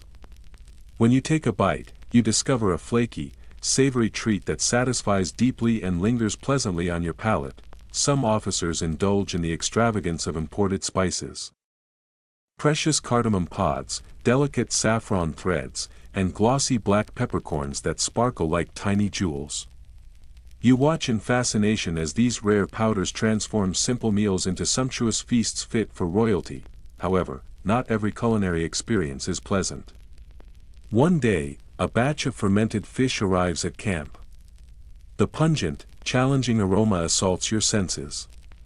You attempt to eat it with polite restraint but soon find yourself wiping your mouth on your sleeve and muttering to yourself that some ancient delicacies are better left forgotten. You also witness a fascinating ritual surrounding tea, although it is not the green leaf tea you might expect. Instead, small cups of sweetened herbal infusions made from cinnamon bark, ginger, and cloves are served with deliberate flourish. You learn that these drinks are intended to aid digestion and soothe the spirit after long days of exertion. Historians continue to debate whether these early Indian beverages influenced the later global culture of tea or whether they developed independently as a unique product of the region's climate and abundant natural resources. For the time being, you simply appreciate the warm comfort these infusions provide during the cool, quiet evenings. You notice, too, that eating here is often a communal affair. Large bowls are placed in the center of groups, and everyone dips bread and fingers into shared stews and dishes. This practice fosters an unexpected sense of camaraderie that bridges differences in language, culture, and even rank. As your journey carries you onward, the blending of flavors and culinary traditions begins to feel less like a conquest and more like a meaningful conversation, an edible dialogue that stretches from Macedonia across vast distances to the farthest reaches of the East. You fall asleep once again with a mouthful of taste still dancing on your tongue and the comforting promise of tomorrow's meal waiting just beyond the horizon. You wake gently, slowly emerging from the soft cocoon of your rough-spun blanket, as the pale morning light begins to filter through the thin fabric of your tent. The air is cool and still, touched by the delicate scent of distant wood smoke, and faint traces of cardamom lingering like a ghost from someone's early preparation. Your nose twitches as another aroma reaches you, the toasty, nutty fragrance of roasted grains. It floats in the breeze, light and inviting, as though whispering a soft greeting to the day. Around the camp, the world is already beginning to stir. Soldiers shuffle about with the methodical pace of routine, their movements efficient, practiced, and silent, like dancers performing a morning ritual forged by repetition and the necessity of discipline. You stretch slowly, limbs protesting slightly after yesterday's march, your muscles tight from the long hours of walking across uneven terrain. You feel the stiffness in your back and shoulders, a familiar companion by now. With a deep breath, you rise, letting the cool air brush your skin as you step outside. Around the fire at the camp center, a cook is already hard at work, stirring something in a wide bronze pot that hangs low over the glowing embers. You draw closer, curious. Steam rises lazily into the air, curling like smoke signals of comfort, and you catch sight of what's cooking, millet porridge, simmering steadily, the tiny grains plumping as they absorb the water and honey.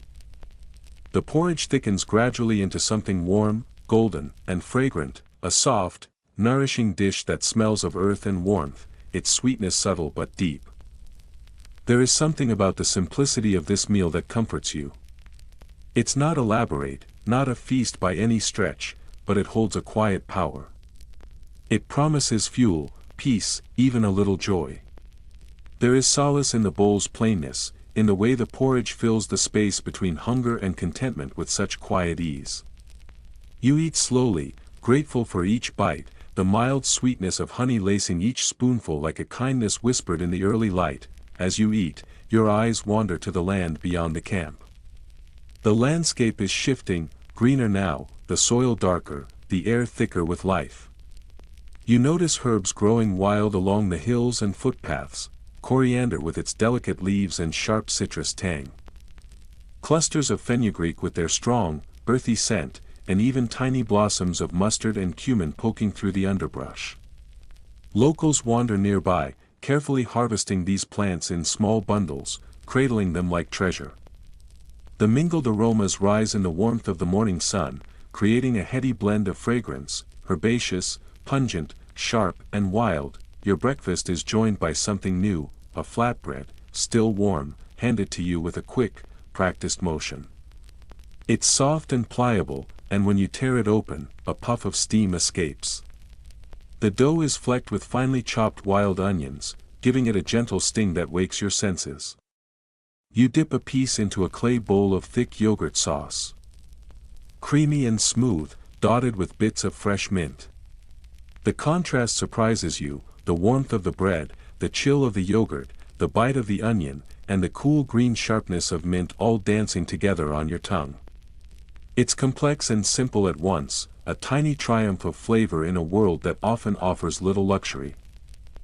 Later in the day, as the sun climbs higher and the heat begins to settle in, you receive an unexpected invitation, a feast.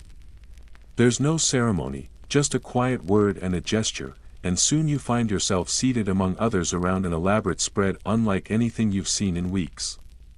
The table, more a large cloth laid across the grass, is piled with dishes that seem almost dreamlike in their variety. Roasted meats glisten with juices, vegetables shimmer in fragrant oils, and rice dishes stand proudly, each grain distinct and perfumed with spices that carry whispers of distant lands. You begin with lamb, tender, succulent, simmered in a sauce of garlic and fresh ginger, the flavor rich and warming with a subtle trace of chili that builds slowly. The meat falls apart at the touch of your fingers, needing no knife. The sauce is deep, layered, like a story told with care and patience. You linger over each bite, unwilling to rush, wanting the taste to stay on your tongue as long as it will allow. Nearby, soldiers pass around a cloudy drink made from fermented barley, sour and slightly sharp. The first sip jolts your senses, like diving into a cold stream, but it's oddly refreshing, especially under the heavy midday sun. They call it toddy, though debates rage about whether that's the proper name or just a borrowed one. Some say it's native, others insist it came with a caravan. You listen, amused, as the older soldiers argue over its origins with the passion of scholars. Not far from the feast, cooks are hard at work on another dish, stuffed vegetables. You watch as they hollow out small eggplants and fill them with a spiced mixture of rice, herbs, and bits of minced meat. The scent is divine as they roast over low coals, their skins blistering slightly, the filling rich with oil and flavor. You taste one. The texture is perfect, soft but structured, and the flavor unfolds like a scroll, first savory, then sweet, then faintly bitter with the char of the skin. Fruit makes a welcome return to your diet.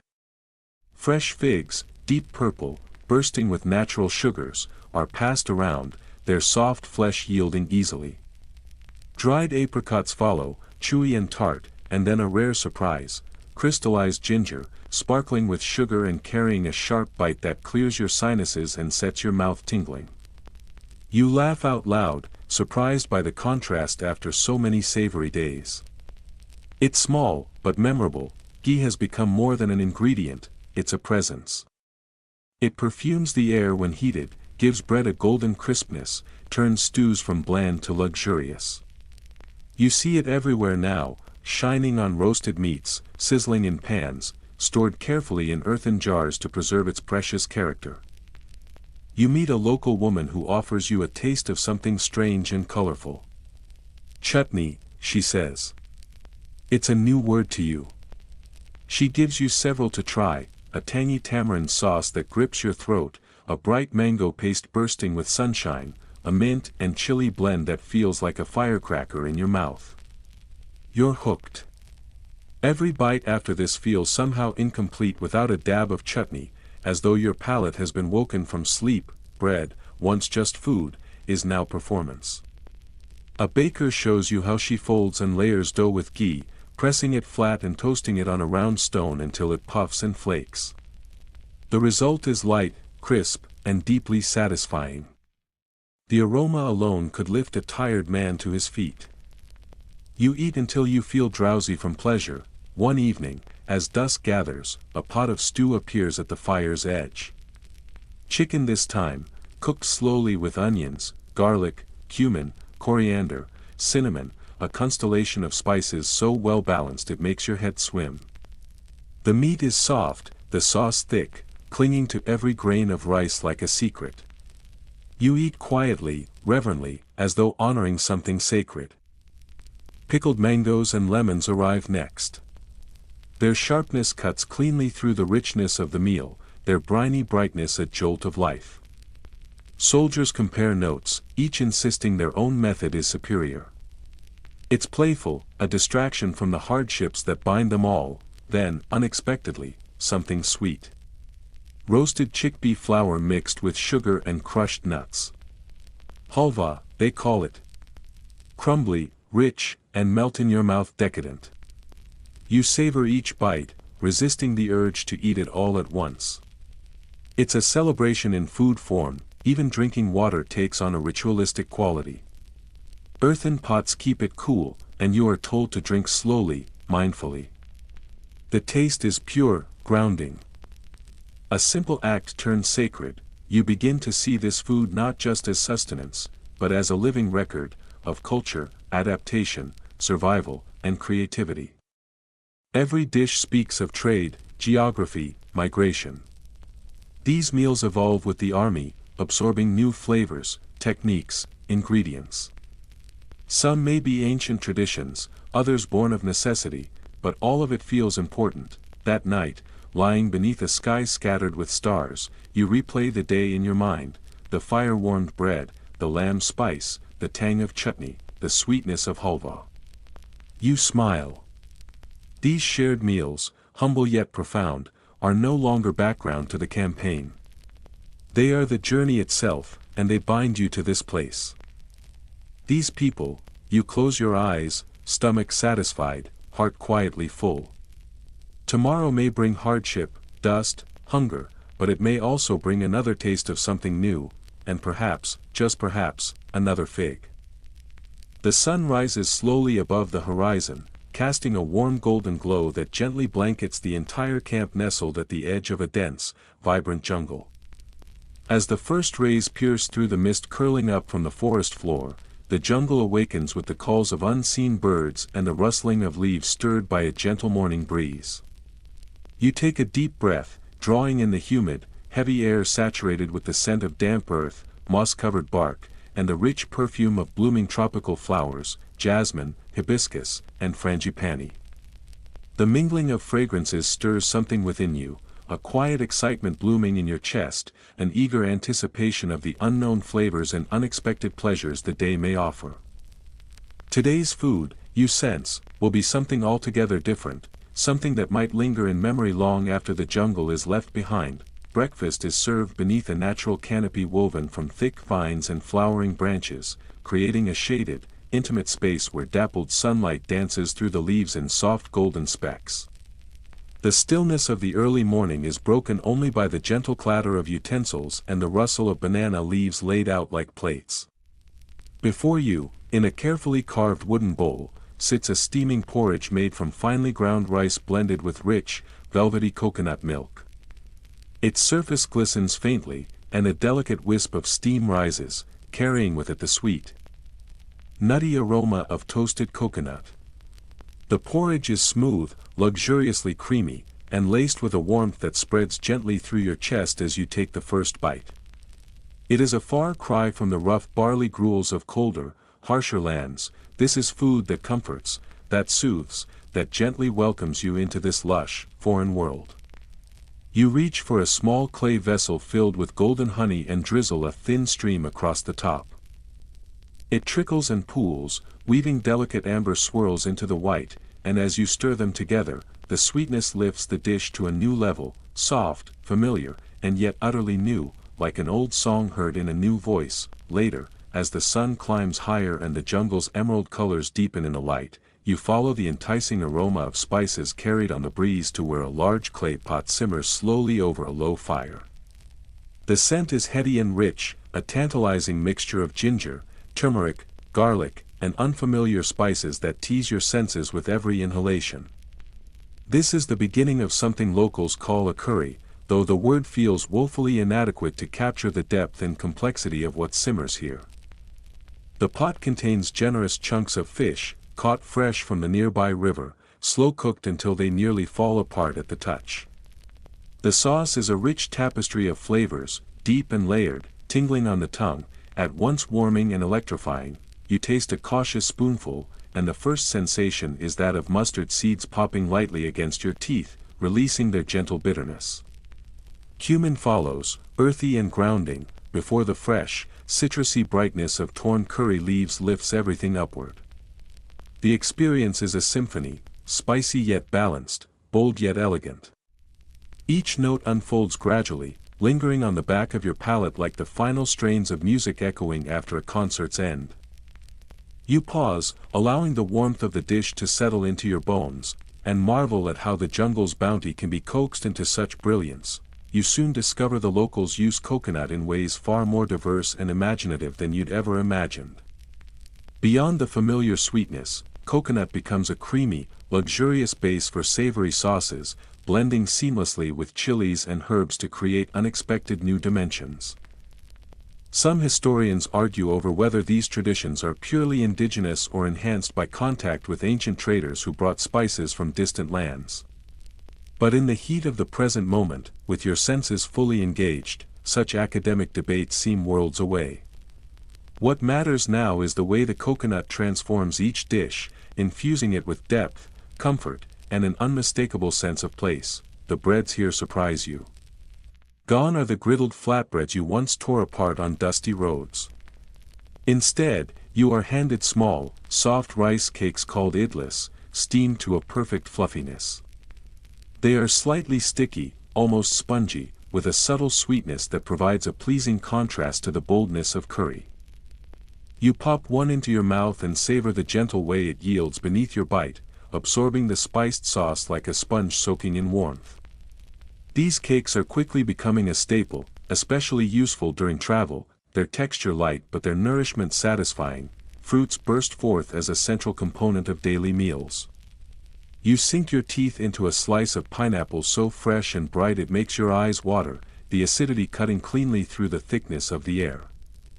Later, you encounter jackfruit, a massive, spiny beast with a scent unlike anything you've known, hovering between banana, onion, and bubblegum. Its flesh is strangely meaty, chewy, and dense, and you quickly understand why it's considered a valuable resource. Capable of substituting meat in leaner times, as midday arrives and the sun reaches its blazing peak, you find respite beneath a canvas awning where locals share with you a cool, lightly fermented drink made from rice water. It bubbles faintly in your mouth, barely effervescent, offering hydration and a subtle tang that clears your senses. It refreshes in a way water alone cannot, a small gift in the jungle's smothering heat. One evening, the camp gathers for a feast to mark a successful hunt. Smoke rises in curling spirals above open flame grills, carrying with it the mouth-watering aroma of lamb, chicken, and fish rubbed with fiery red chili and aromatic herbs. Skewers sizzle and drip fat into the fire, sending up little hisses of flavor that waft through the air. Each bite is perfectly charred, smoky and tender, the seasoning balanced with a skill that seems almost instinctive. Dessert follows in the form of payasam, a glistening pudding made from rice, boiled slowly in rich milk and melted jaggery. Infused with cardamom and topped with golden cashews and juicy raisins, it offers a smooth, silky finish to the night's bold dishes. Every spoonful feels deliberate, like a lullaby in edible form, bringing you gently down from the sensory high of the meal.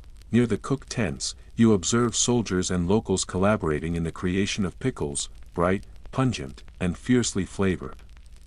Mango, lime, chili, all are preserved in salt, oil, or vinegar, and each jar sings its own sharp, spicy tune.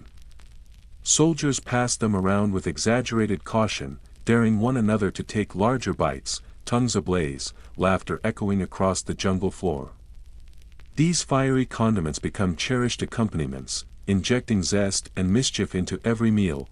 One inventive soldier, refusing to waste leftovers, stirs together remnants of stew, torn bread, and a splash of tangy yogurt.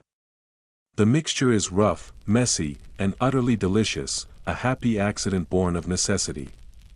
You watch with admiration as everyone digs in, recognizing in this makeshift creation the spirit of adaptation that defines life here. Drinks too take on new meaning. One night, a fermented brew made from palm sap is passed around the fire. Sweet and slightly intoxicating, it lowers guards and raises voices. Stories spill into the humid night, laughter ringing out beneath the velvet sky, where stars blink between drifting clouds. The firelight flickers against faces now familiar, all drawn together by shared meals and miles. There is still debate, among historians, scholars, and soldiers alike, about whether Alexander's presence left a lasting imprint on the local cuisine or simply absorbed what already flourished here. But amid the clang of pots, the scent of cinnamon and cardamom in the air, and the quiet delight of a well-balanced meal, such arguments seem irrelevant. What matters is that the food lives. It evolves. It holds within it the whispers of cultures mingling, ideas exchanged, flavors reimagined. As night falls and the temperature drops slightly, you sit in stillness, the day's flavors still lingering faintly on your tongue and clinging to your clothes. The jungle hums with nighttime life. You reflect on your journey, not only measured in leagues and terrain, but in tastes and discoveries. Food has become more than sustenance. It is your connection to this land, a thread woven through every step. You close your eyes at last, your body heavy with rest and your mind full of spice, sweetness, and warmth. You sleep with a quiet smile. already longing for the next day's meal, knowing it, too, will carry the story of the road ahead. You awaken gradually to the faint, rhythmic clatter of pottery being shifted and stacked, accompanied by the distant, animated calls of market vendors as they begin arranging their colorful stalls near the far edge of the camp.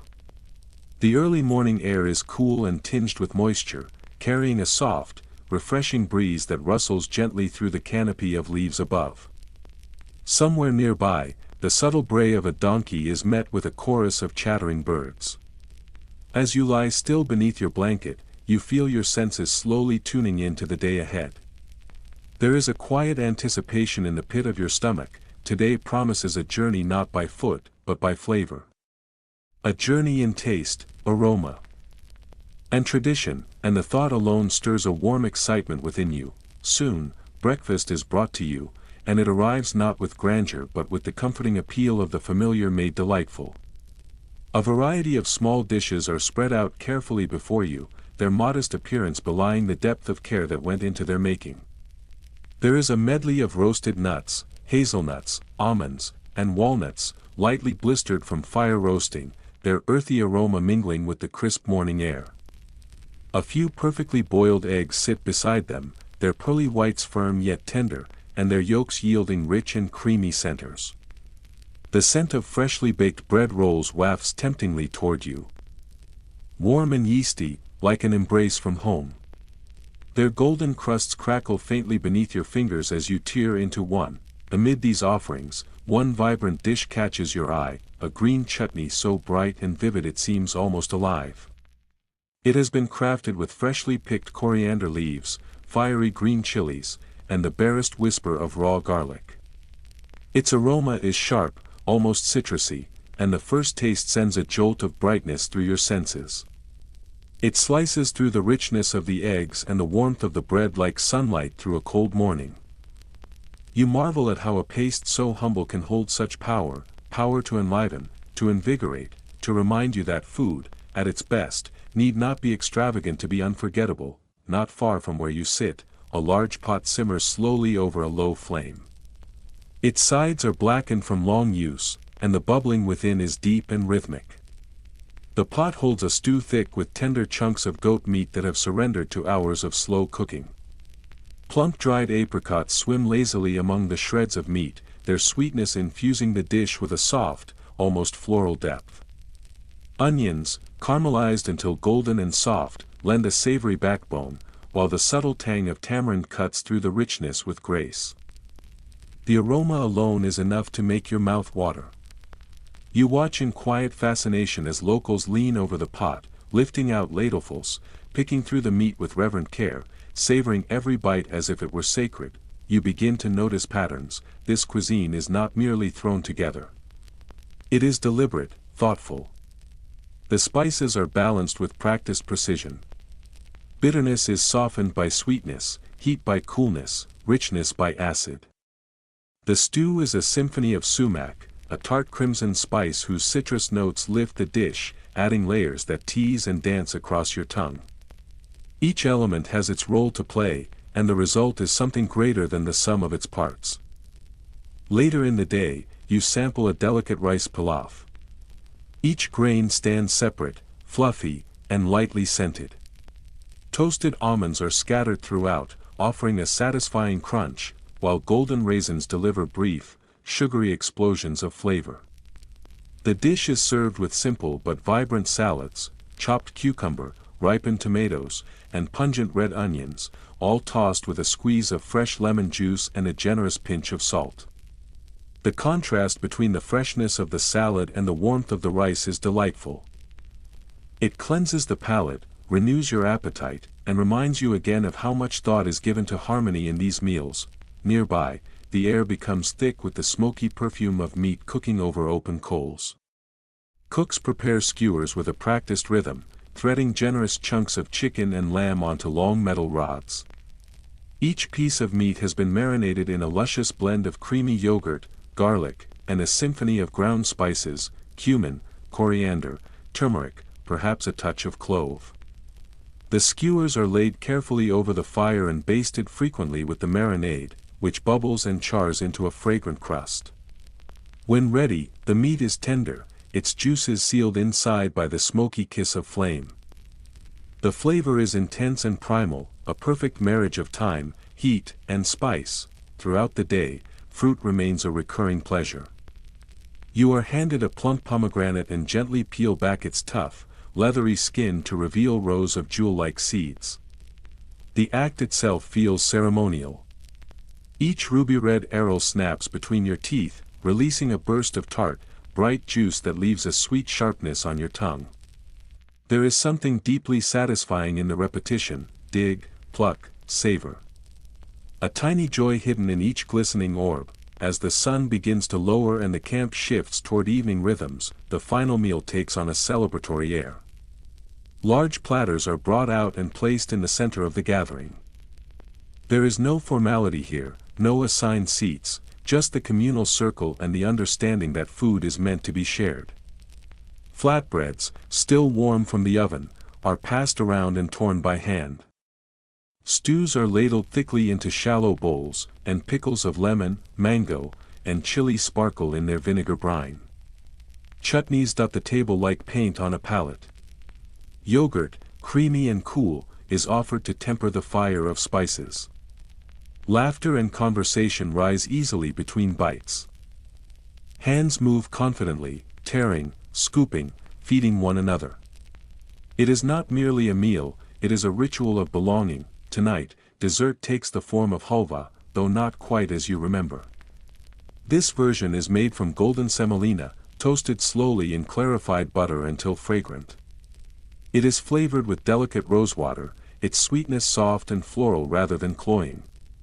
Crushed pistachios are scattered on top, adding a gentle crunch to every bite.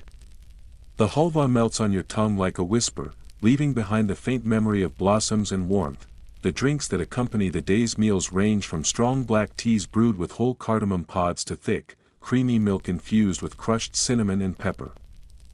You sip slowly, letting the spices settle in your belly. They leave you feeling comforted, soothed, and satisfyingly full, not just of food, but of something deeper. Something like memory. You watch with keen interest as flatbreads are prepared beside a clay tandoor oven.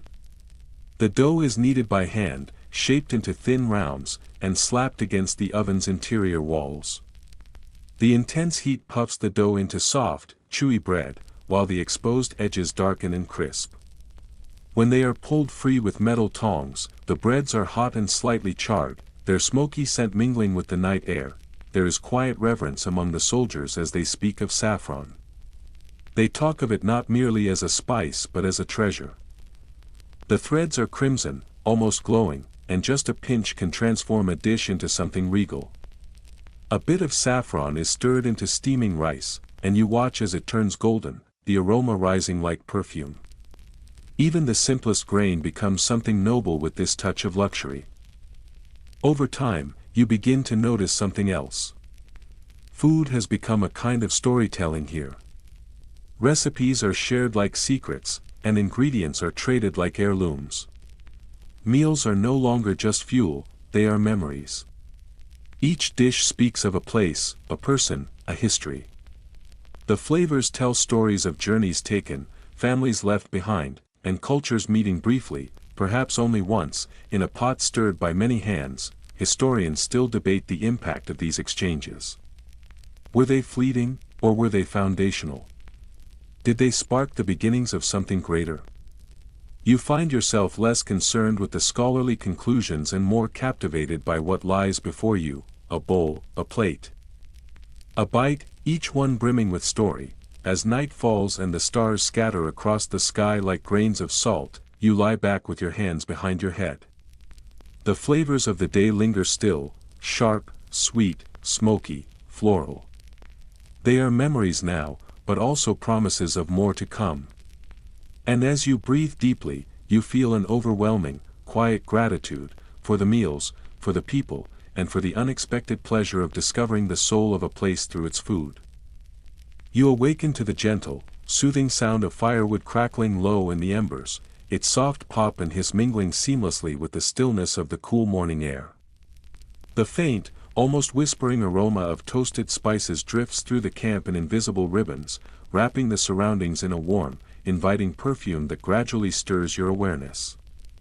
The scent is subtle at first, like the memory of a flavor, but it deepens with each breath you take, slowly coaxing your senses into full alertness. As the first tender light of dawn filters hesitantly through the trees, casting pale golden streaks across tents and earth alike, a slow murmur of activity begins to ripple through the encampment. Soldiers stretch their arms and rub the sleep from their eyes, their armor and gear clinking faintly as they rise from rough mats. The cooks, already awake and moving quietly, attend to their morning rituals with calm and practiced precision, hands steady and movements sure, as though guided by instinct honed over years of repetition. The air hums softly with the subdued rhythm of daily life returning. There is a quiet sense of shared purpose, a communal anticipation of both the day ahead and the meals that will help fuel it. Each dish being prepared carries with it the promise of discovery, the potential to unveil flavors yet untasted. In this corner of the world, food is more than nourishment. It is an unfolding story, a form of exploration and adaptation that shapes itself anew with every rising sun. Your very first taste this morning is a bowl of warm, soothing lentil soup, modest in appearance, yet crafted with care to comfort and revive. The dish is thick and velvety, its golden hue glowing softly in the early light, thanks to the generous infusion of turmeric. Fragrant cumin seeds float gently on the surface, releasing their aroma as you stir the soup slowly with your spoon. The scent of garlic and ginger rises in delicate tendrils, mingling with the spices and lending the soup a layered complexity that belies its humble ingredients. Each mouthful offers a grounding warmth, soothing the stiffness of a cold night and quieting the small ache of fatigue. The flavor is rich but gentle, a subtle harmony of spice and substance that settles deep within your belly, like the comforting presence of an old friend. A few paces away, your attention is drawn to a cook working dough between their hands with quiet focus. Their fingers move deftly, rhythmically kneading and shaping until the dough becomes soft, pliable, and ready to be transformed. With a smooth flick of the wrist, the flattened rounds are slapped against the heated face of a clay griddle. A faint sizzle marks the moment of contact, and the dough begins to puff and blister in uneven patches, the fire kissing it into golden perfection. You can almost taste the texture through sight alone. When the bread is done, you tear off a warm piece and dip it into your lentil soup, the soft interior soaking up the flavors, while the crisp edges offer just the right amount of crunch. The contrast of textures and the marriage of earthy, spicy flavors fill you with both comfort and delight, a small moment of indulgence at the start of a demanding day.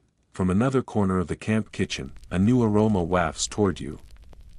Deeper, more savory, tinged with hints of onion and herb. You watch with growing curiosity as small, unevenly shaped fritters are lifted from bubbling oil. Made from ground lentils mixed with finely chopped onions, green herbs, and a touch of crushed red chili, the fritters are fried to a golden crisp, their surfaces textured and inviting. The soldiers laugh as they pop them into their mouths, calling them marching fuel between bites. When you try one, it's easy to see why. The crunch is deeply satisfying, the interior soft and bursting with flavor. There's just enough spice to warm your mouth, enough salt to bring everything into balance. One bite leads to another, and before long you find yourself hoping there will be extras packed away for later. The rhythm of the morning continues as your nose leads you toward another simmering pot, a hearty stew rich with the aroma of slow-cooked meat and fragrant herbs. The thick broth, dark and glistening, clings to tender chunks of wild goat meat and pieces of root vegetables softened to the perfect consistency. The cook adds dried plums to the mix, their tartness a clever foil to the savory depth of the meat and the natural sweetness of carrots and yams. This unexpected combination creates a nuanced, multi-layered flavor that surprises and satisfies. You taste smoke, tang, sweetness, and spice, all in harmony. It is a dish born of limited resources and abundant creativity, and you find yourself marveling at the ingenuity required to produce such elegance in a military encampment. Amidst the heartier fare, fresh fruit remains a vivid and necessary pleasure. A ripe guava is offered to you, its speckled skin giving way to fragrant, pale flesh that bursts with grainy sweetness. The flavor is soft yet complex, with a musky edge that lingers in your mouth, echoing the scent of the jungle itself. A pile of mangoes nearby is being sliced and shared, their golden flesh glistening in the morning light. Each piece is a burst of brightness, sweet and slightly tangy, refreshing and luxurious. The fruit provides a vital balance, cleansing the palate between richer dishes and offering a cool reprieve from the mounting heat of the day. Soon, you observe another preparation underway, a dish of spiced rice and lentils, known for its balance of nutrition and flavor. The grains are perfectly cooked, fluffy yet distinct, interspersed with bits of sautéed onions and scattered with roasted nuts. The aroma is both comforting and complex, a melding of savory depth with the earthy tones of legumes. This dish, though unassuming in appearance, is clearly the product of time-tested tradition, nourishing, efficient, and full of quiet wisdom passed from cook to cook, generation to generation. To ward off the last remnants of the morning chill, warm drinks are passed around, small cups of milk, gently heated and steeped with cinnamon, cloves, and the faintest trace of pepper. The combination is soothing and gently aromatic, wrapping your insides in a gentle, fragrant heat. As you sip slowly, the rich, spiced milk calms your nerves and lends a comforting steadiness to your thoughts.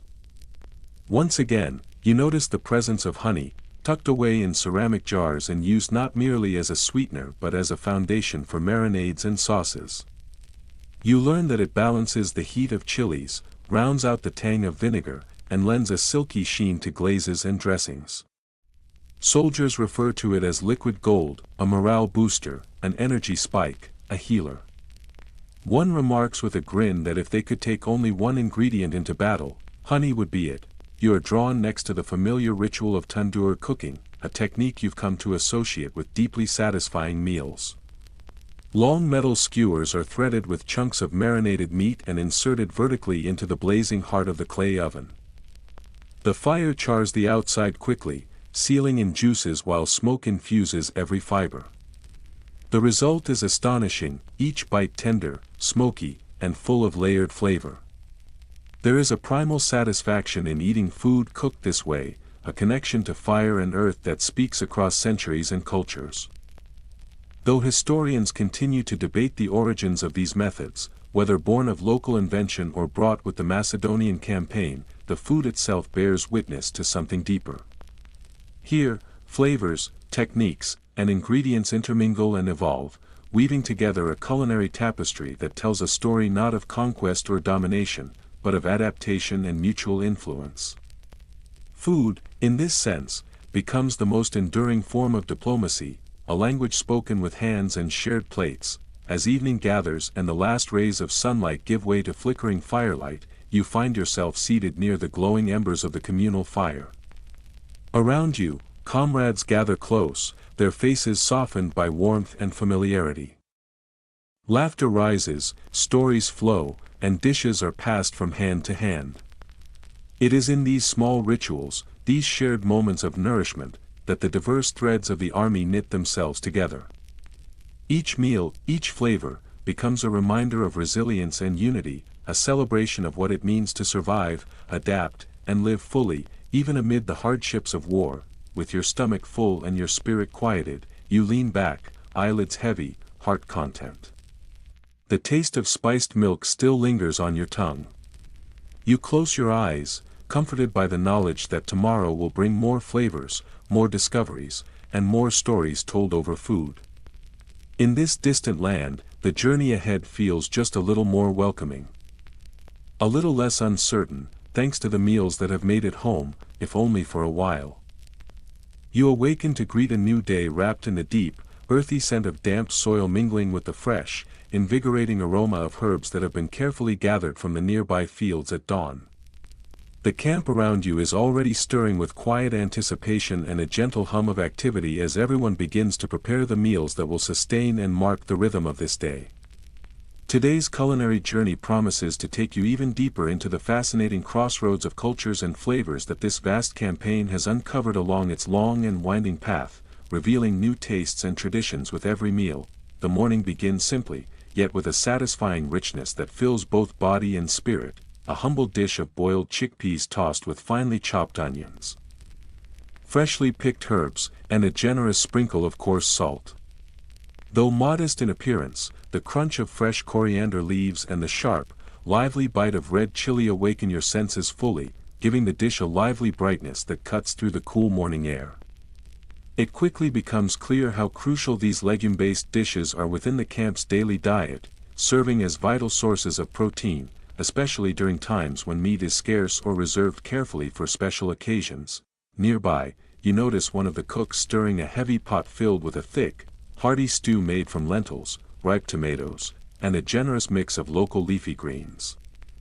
The aroma rising from it is captivating, as the distinctive scent of mustard seeds sizzling in hot oil fills the air just moments before the stew's rich, tangy flavors reach your palate. You find yourself marveling at how just a small handful of carefully chosen spices can completely transform a simple combination of ingredients into something truly extraordinary and memorable. Soon you are introduced to a delicacy native to this region, paneer, a soft and creamy cheese made by gently curdling fresh milk with lemon juice. You taste it first fresh and unseasoned, allowing the mild creaminess to slowly coat your tongue and settle with a delicate smoothness. Then the cooks prepare it grilled and dusted generously with chaat masala, a tangy and aromatic spice blend that adds a sharp, salty coating. The contrast between the delicate, creamy softness of the cheese and the bold, spicy coating is utterly delightful, and you savor each bite with growing appreciation for the layered flavors. Today's breads are thick and hearty, baked from a carefully blended mixture of whole wheat and barley flours. You eagerly tear into a warm piece, its dense crumbs serving as the perfect vehicle for the robust stews and tangy chutneys that accompany your meal. The cooks demonstrate the technique of stuffing these breads with spiced lentils before baking them, creating a handheld feast that is both satisfying and convenient for those on the move and in need of nourishment that can travel well. Fruit remains a constant and welcome presence throughout the day's meals. Bright red pomegranate seeds glisten like scattered jewels, juicy slices of watermelon offer a refreshing burst of sweetness, and fragrant bananas are shared generously among friends, their mellow flavor a comforting contrast to the spicy and tangy dishes. You savor the cool sweetness of these fruits, appreciating how they soothe the tongue and cleanse the palate after the fiery and richly spiced bites of your meal. You also notice the importance of fermentation in this region's cuisine, treated almost as an art form that adds depth and complexity to the flavors while providing essential longevity to the food supply in this mobile camp. Pickled vegetables and preserved fruits feature prominently, each jar holding the promise of pungent, vibrant tastes that enliven the meal. One jar in particular contains achar, a spicy pickle made from mangoes preserved in mustard oil.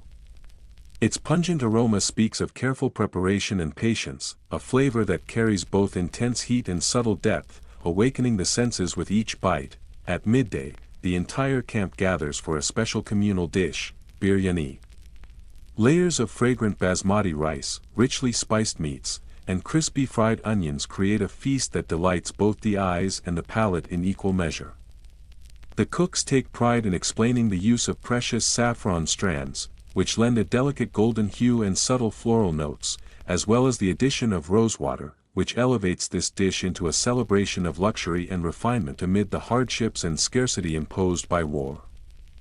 You are also witness to a small, meaningful ritual involving the preparation of tea.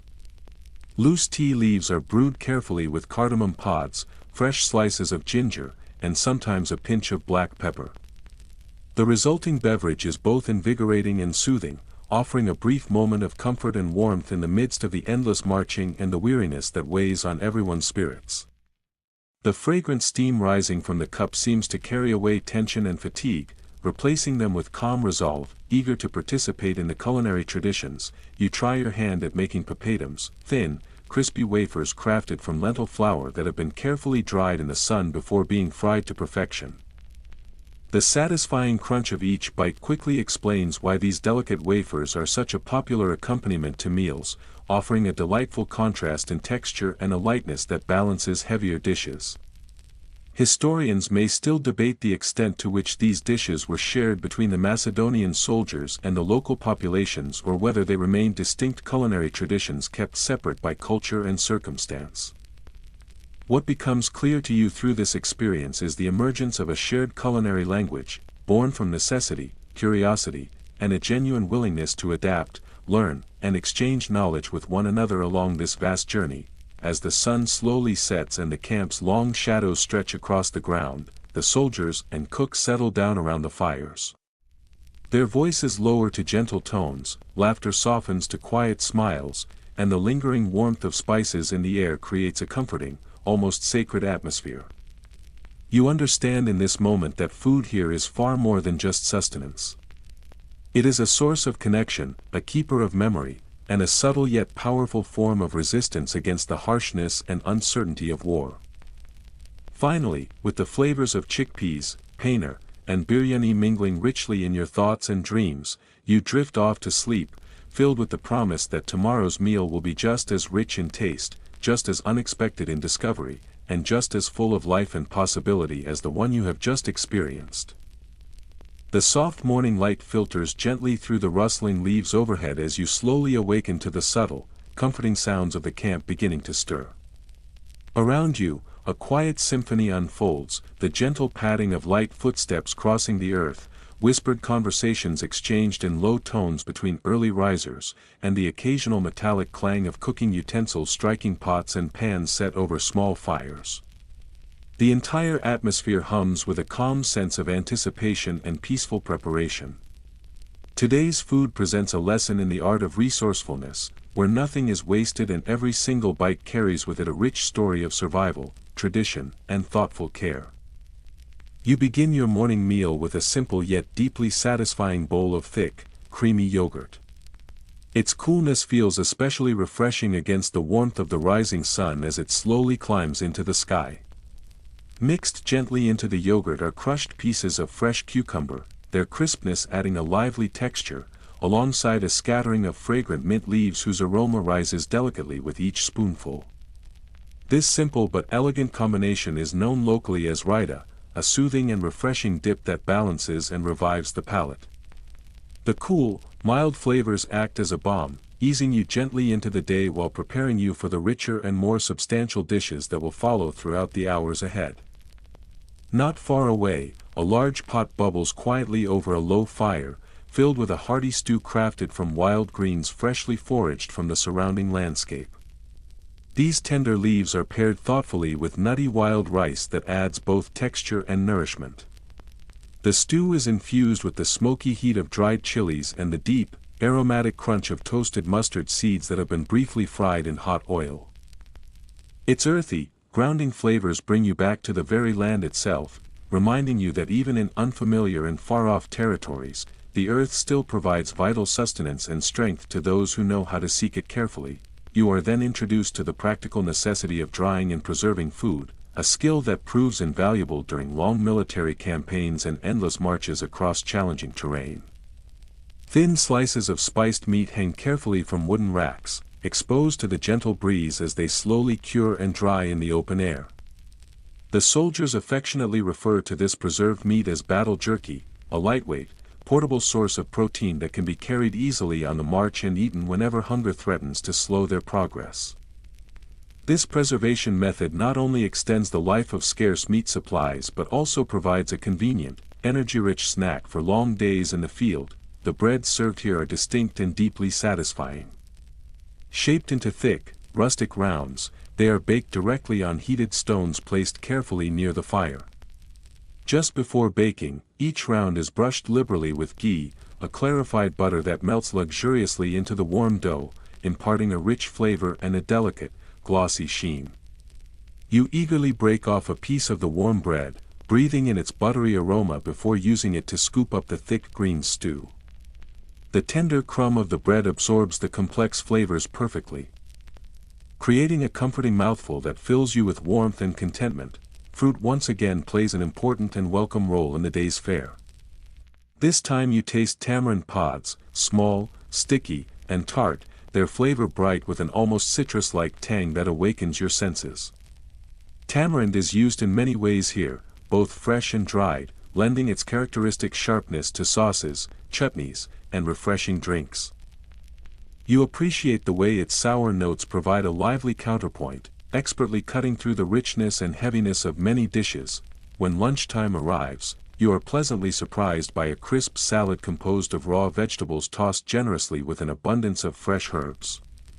The dressing is simple but effective, made from freshly squeezed lemon juice and crushed black pepper, creating a bright and lively combination. The satisfying crunch of the fresh vegetables combined with the sharp acidity awakens your palate, offering a clean and fresh contrast to the heavier stews and dense breads that have been central to your meals so far. Nearby, cooks prepare kebabs over open flames. Minced meat is expertly mixed with a blend of aromatic spices, then carefully shaped onto wooden skewers before being grilled over hot coals.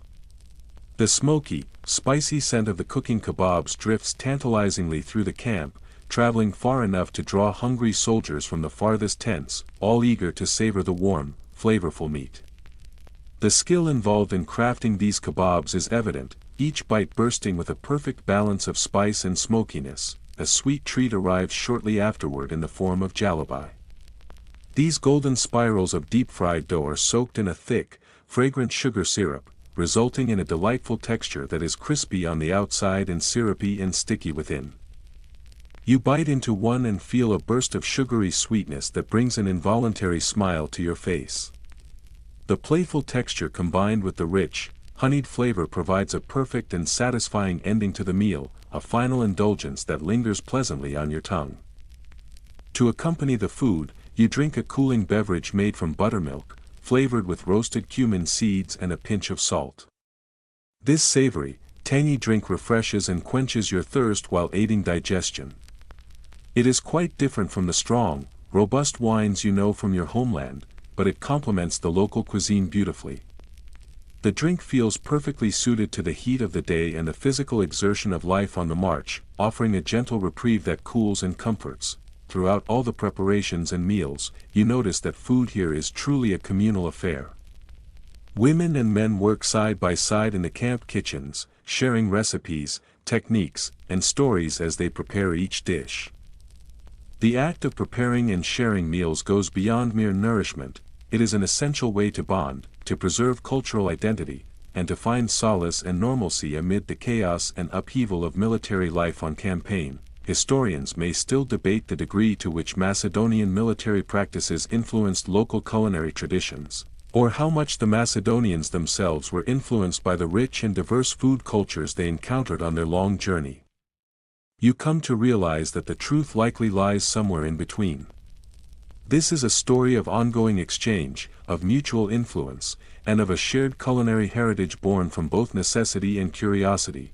As the day draws to a close, you sit quietly by the fire, tasting the lingering sweetness of jalabai on your tongue and feeling the gentle warmth of spices that still dance in your mouth.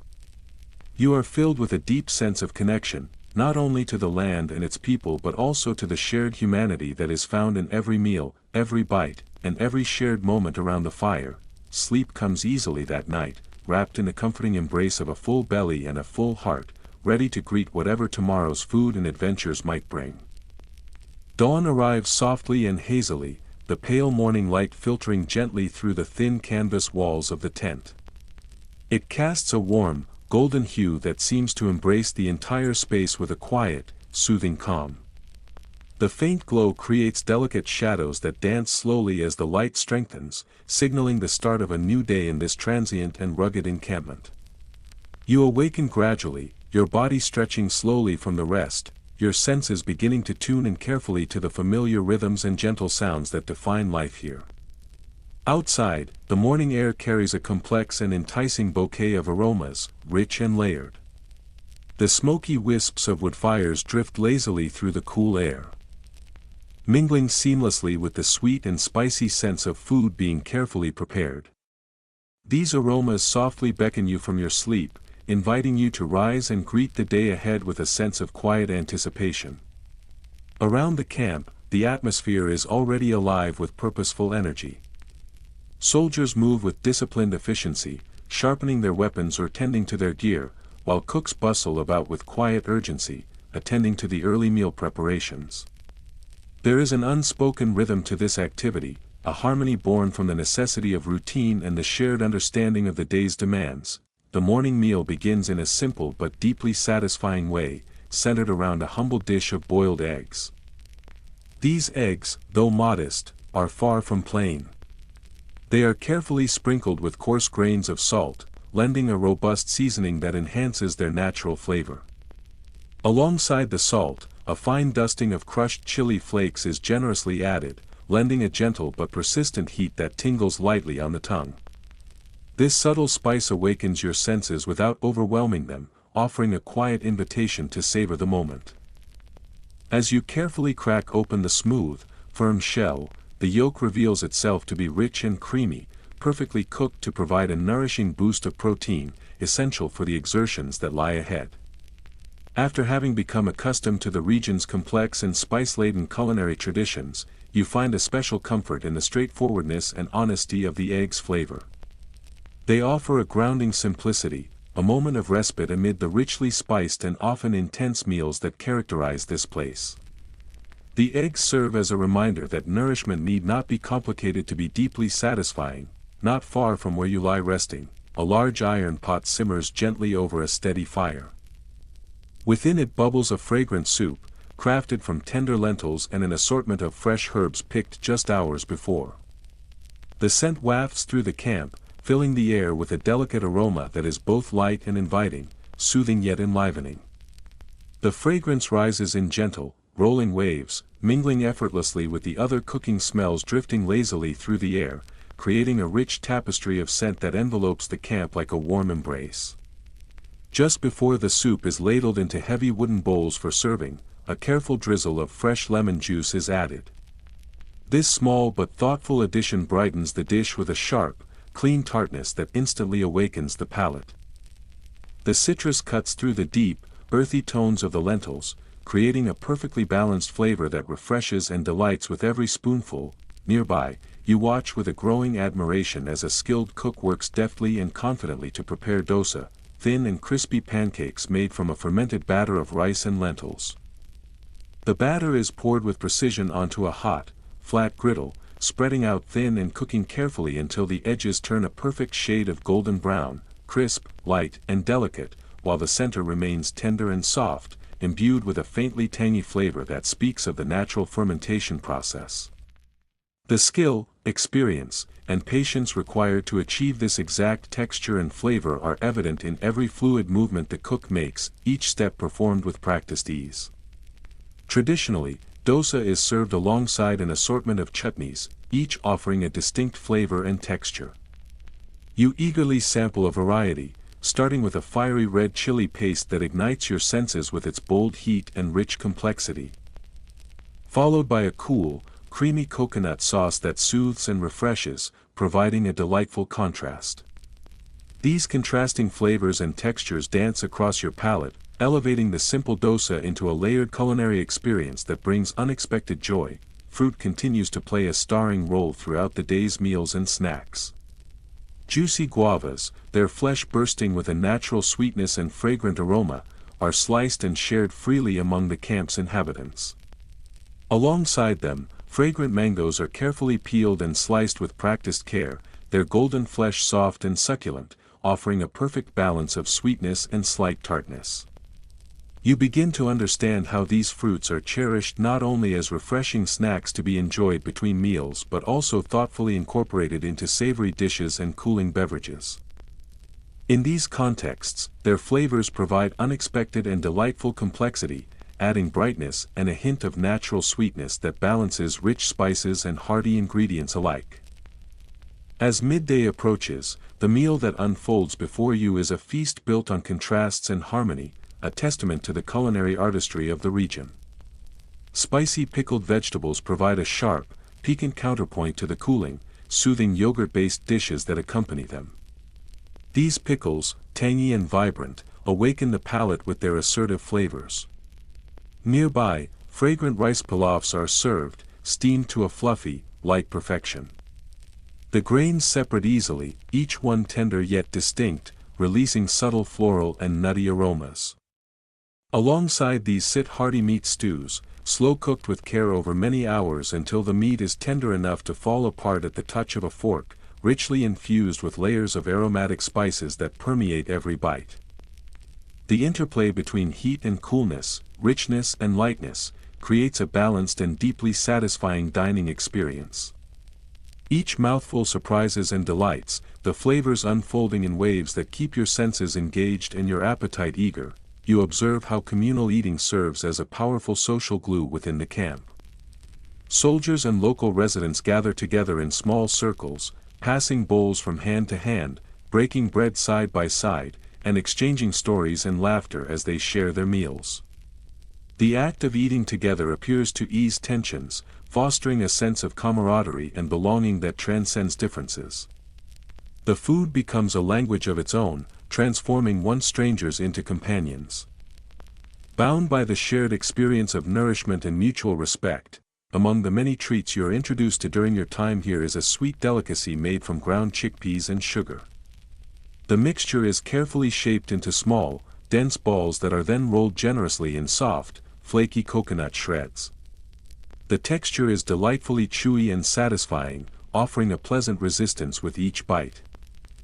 This sweet snack provides a portable and long-lasting source of energy, ideal for sustaining travelers and soldiers through long days filled with travel, exertion, and campaigning. Tea becomes a constant companion throughout your day.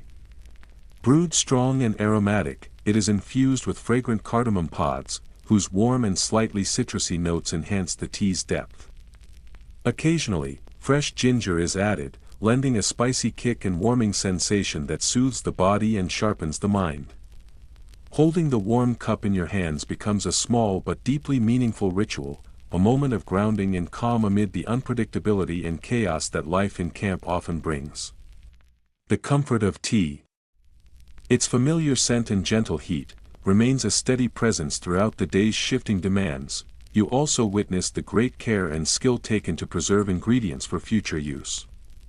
Fruits are laid out meticulously in the sun, their juices concentrating as they slowly dry, transforming into sweet, chewy morsels that will sustain the camp long after the fresh harvests have ended. Vegetables are fermented in carefully prepared containers, a process that develops complex, tangy flavors while extending their shelf life.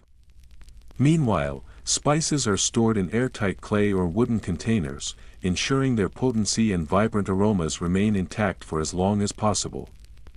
These thoughtful preservation practices reveal a deep and intimate understanding of food. Not only as essential sustenance but also as a treasured cultural heritage, carefully passed down through countless generations. Historians continue to debate whether the fusion of Greek and local cuisines during Alexander's campaign left a lasting influence or if it was merely a brief and isolated culinary experiment. You find yourself less concerned with these scholarly disputes and far more captivated by the flavors themselves. Each taste tells a story, of encounter, adaptation, and ongoing exchange between diverse peoples and traditions, woven together in a living tapestry of culture and survival. As night falls and the camp gradually quiets, you savor the lingering impressions of the day's meals. The spicy chutneys persist gently on your tongue, their heat and flavor slowly fading but not forgotten. The sweet snacks brought moments of unexpected joy, their richness still lingering softly in your memory. The comforting warmth of the last cup of tea remains held gently in your hands, a final touchstone of peace and contentment. You close your eyes, the textures and flavors swirling quietly in your mind, offering a quiet promise that tomorrow's table will bring yet another adventure, waiting patiently to be discovered and savored. You awaken slowly, your senses gradually adjusting to the soft and gentle glow of the early morning light. This light filters delicately through the thin canvas walls of the camp, casting warm, muted rays that seem to dance lightly on the rough fabric. Outside, everything remains wrapped in a calm and peaceful hush, as if the entire world itself is still in the process of stretching and stirring awake from its deep slumber. The stillness feels sacred, as though time itself is holding its breath in these first quiet moments of dawn. Around you, the cooks begin their preparations for the day ahead. They move quietly yet with purposeful efficiency, weaving carefully among the pots, fires, and utensils laid out across the rough wooden tables and open hearths. The air carries a delicate and enticing scent, faint but unmistakable. It is a fragrant mingling of toasted spices and fresh herbs, warm and inviting, promising another day filled with rich, varied, and flavorful culinary discoveries that await those who seek nourishment and comfort. Your breakfast appears modest in its simplicity but offers a deep satisfaction to the senses. On a plain plate lies a neat pile of freshly boiled chickpeas, their pale, round forms soft yet resilient, inviting you to dig in. These chickpeas have been lightly tossed with a gentle drizzle of fragrant olive oil that clings evenly to their surfaces, enhancing their naturally nutty flavor and lending a subtle sheen. A careful sprinkle of fine salt and earthy cumin seeds is scattered over the chickpeas, adding depth and character to this humble dish. The tender texture of the chickpeas contrasts pleasantly with the slight crunch of the cumin seeds, creating a combination that feels both familiar and subtly elevated by the aromatic additions. This straightforward meal offers a perfect and grounding start to the day, providing nourishment and comfort in equal measure, satisfying hunger without overwhelming the palate. Not far from where you sit, a large, heavy pot simmers gently over an open fire.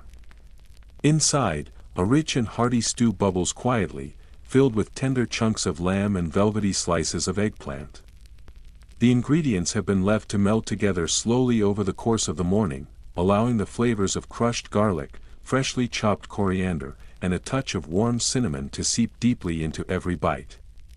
The lamb has been cooked to such tenderness that it falls away effortlessly from the bone, melting in your mouth with each taste. The eggplant, having absorbed the spices and cooking juices, has become creamy and fragrant, adding an utterly delicious softness that perfectly complements the meat. As you savor a spoonful, you delight in the perfect balance between sweet and savory notes. These flavors dance gracefully across your palate with every mouthful, leaving a lingering warmth and satisfaction that invite you to linger over the meal. You watch with growing interest as the skilled hands of one of the cooks expertly roll out dough into thin, delicate sheets of flatbread. The dough is stretched and flattened with practiced ease until it is nearly translucent, then placed carefully onto hot stones arranged over the fire. The breads bake slowly, developing a golden, crispy exterior while remaining soft and pliable on the inside. Some of these breads are generously stuffed with spiced fillings, such as minced meat richly seasoned with herbs or tender lentils cooked to perfection. After being filled, the breads are folded over and cooked further to seal in their savory goodness, creating portable packages of warmth and flavor. These breads, with their satisfying contrast of textures and deeply flavorful fillings, prove perfectly suited for eating on the move during long marches or busy days in the field. Their convenience and taste make them a beloved staple within the camp's food offerings. Fruit continues to play an important and refreshing role throughout the day's meals. Bright slices of sweet, juicy citrus oranges catch your eye with their vibrant color and fresh, uplifting aroma. Their lively scent and bright flesh offer a burst of brightness to the senses, cutting through heavier flavors and refreshing the palate. Clusters of ripe figs are passed around eagerly, their flesh is honeyed, soft, and luscious, providing a tender sweetness that is savored bite by bite. You also enjoy handfuls of tart, red currants that snap sharply on your tongue. Their vibrant acidity cuts cleanly through the richness of other dishes, refreshing the palate with every bite and encouraging you to reach for more. These fruits provide a natural balance, brightening the heavier, earthier flavors that dominate the camp's meals. A new favorite snack soon reveals itself to you in the form of falafel. These deep-fried balls are crafted from ground chickpeas that have been blended carefully with a fragrant mix of herbs and spices. Their exterior is crisp and golden, offering a satisfying crunch as you bite into them. Inside, the falafel remains moist, flavorful, and tender, bursting with the aromatic herbaceousness that makes each mouthful delightful. These bites of falafel provide both an energizing boost and a comforting familiarity, making them a welcome and popular addition to the camp's wide variety of food offerings. Their portability and bold flavors suit the camp life perfectly. When midday arrives, the meal transforms into a true celebration centered around grains and a variety of textures. Steamed rice is adorned with plump raisins and slivered almonds, lending a subtle sweetness and a delicate crunch to the dish. The raisins provide bursts of sugary juiciness, while the almonds add a pleasing, nutty texture that contrasts beautifully with the softness of the rice. This rice is served alongside thick, spiced vegetable stews that bubble gently in large pots, filling the air with their inviting aromas. You notice how often nuts and dried fruits appear throughout the meals, thoughtfully incorporated to add layers of texture and a hint of natural sweetness. These additions perfectly complement the savory elements on the plate, creating a harmonious blend of flavors and mouthfeels that celebrate the bounty of the earth. Once again, tea offers a moment of comfort and gentle respite from the day's activity. It is brewed strong and fragrant, infused with a blend of spices that fill the air with warmth and subtle complexity. The tea is lightly sweetened with honey that stirs softly into the steaming liquid, adding a smooth floral sweetness that soothes the senses. You sip slowly from your cup, allowing the comforting warmth to spread through your body. Around you, the camp hums softly with quiet conversations and occasional bursts of laughter. The ritual of tea feels grounding and familiar, a small but meaningful anchor in this transient and ever-changing environment, providing a shared moment of peace amid the bustle. You also notice the great care taken in seasoning and preserving food within the camp. Jars filled with pickled vegetables stand out, their colors bright and inviting against the rustic shelves. These pickles serve to brighten what might otherwise be heavy and hearty meals. Their sharp, acidic contrast balances the richness of the stews and meats, adding a tangy bite that refreshes the palate. Additionally, the acidity of these pickled vegetables helps to soothe digestion, easing the body and mind amid the steady demands and exertions of camp life. These pickles are valued small treasures, providing brightness and vitality in every bite. You are once again introduced to halwa, but this time it is a version made from semolina.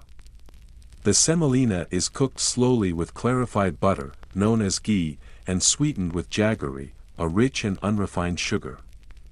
The resulting dessert boasts a smooth and silky texture, with deep caramel notes that linger long after the last bite is savored. This halwa feels like a luxurious treat, rich and indulgent in every mouthful. It provides a small moment of sweetness and comfort amid the day's labors, a reminder of warmth and celebration even in the simplest pleasures. Historians continue to debate whether such sweet dishes were everyday treats for the people living in these times or if they were reserved solely for special occasions and celebrations. You find yourself leaning toward the idea that, given their richness and sweetness, these desserts were likely cherished moments of indulgence. They were enjoyed sparingly as bright points of joy amid the hardships and struggles of daily life, treasured as rare luxuries rather than routine fare. As evening falls and the camp begins to quiet down, you find yourself reflecting on the extraordinary variety of foods you have encountered throughout the day. Each dish seems to tell a story of culture, survival, resilience, and the human spirit's remarkable ability to create comfort and joy even in the most challenging circumstances. You close your eyes gently, letting the memory of warm bread and spiced lamb fade softly into the stillness of the night. You feel ready to dream of the flavors and adventures that tomorrow's table will surely bring. The soft light of dawn spills gently over the camp one final time as you slowly rise from your resting place. Your movements are deliberate and unhurried, as if reluctant to leave the comfort of the last moments of sleep. You take a deep, mindful breath, inhaling the familiar scents that have become a quiet, steady presence throughout this extraordinary journey. The subtle sounds of morning begin to stir all around you, blending into a gentle, soothing chorus. The camp itself awakens with a gentle hum of activity. You hear the quiet murmurs of soldiers as they begin their day, their voices low and steady, mingling with the crackling of small fires that flicker softly against the cool, crisp morning air. The faint, enticing aroma of cooking drifts lazily through the camp, wrapping around you like a warm embrace and firmly grounding you in the present moment. Today's meals feel different from those you have come to know before. There is a certain special weight to them, a sense of culmination and finality, as if this day marks the closing chapter in the ever-evolving story of food on the march, a story woven intricately through shared experience, resilience, and survival. Your very first bite of the day is a simple yet deeply satisfying porridge made from cracked barley. This humble dish has been carefully and patiently cooked with nothing more than water and a careful pinch of salt to coax out its natural flavors. Over time, the grains have softened thoroughly, transforming into a creamy and hearty consistency that wraps warmth around your insides. The porridge feels like a soothing balm, a comfort food that quietly reassures you, offering a gentle steadiness to your spirit before the uncertainties and challenges that lie ahead in the day. Nearby, you reach for a small container filled with golden honey. With a steady hand, you drizzle a modest amount over the steaming porridge. The subtle sweetness of the honey feels like a small but precious luxury amidst the rigors of the campaign, a tender reminder that even in difficult times, small pleasures can endure. Not far from you, you watch as the cooks prepare a savory stew that promises to be rich and deeply flavorful. This stew is made with wild fowl, which has been simmered slowly alongside an assortment of root vegetables freshly gathered from the surrounding countryside. The aroma rising from the pot is earthy and complex, thick with layers of inviting fragrance. You can almost taste the intricate blend of flavors that will unfold gradually with every spoonful. The tender meat of the bird has absorbed the subtle bitterness of fresh herbs that were carefully selected to enhance the stew's character. Meanwhile, the natural sweetness of the root vegetables melds perfectly with the savory broth, a delicate balance achieved through the cook's attentive hands despite the rough and demanding conditions of camp life. Your eyes are drawn then to the freshly baked flatbreads laid out nearby. These breads have been rolled thin and baked to perfection, achieving a crisp finish that promises delightful texture. They are ideal for scooping up generous spoonfuls of the stew or for tearing into pieces to enjoy alongside small servings of cheese and olives brought along for the journey. The flatbreads carry a slight smoky note, a gift from the open flames over which they were cooked. This simple, time-honored technique transforms the most humble ingredients into something deeply satisfying and comforting. The smoky quality serves as a gentle reminder of the enduring power of simplicity and tradition in creating food that nourishes not only the body but also the spirit. Fruit remains a constant and welcome companion at every meal. Bright slices of ruby-red pomegranate glisten enticingly with juice that bursts sweetly and tartly on the tongue, awakening your senses with each bite. Sweet, ripe figs offer their honeyed flesh in generous clusters, soft and luscious to the touch.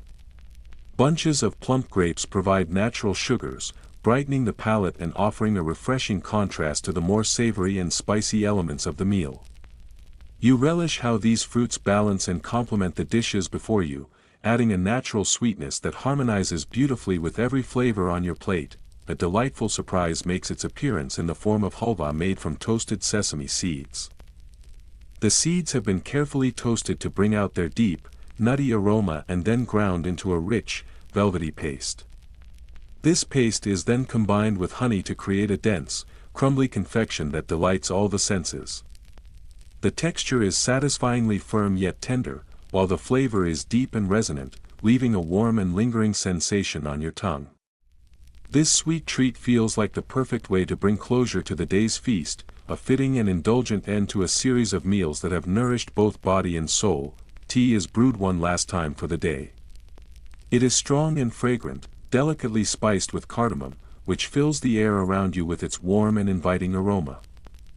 You hold the cup carefully between your hands, letting the gentle heat seep into your skin and warm your very core.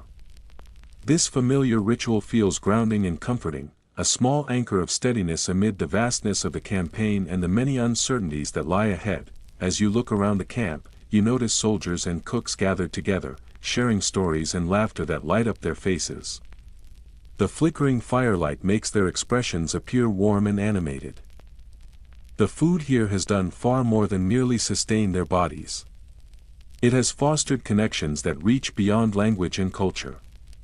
Each meal has become a bridge between worlds, a moment of shared humanity amid the upheaval of marching armies and ever-shifting landscapes. historians continue to debate the lasting culinary legacy of Alexander's campaign.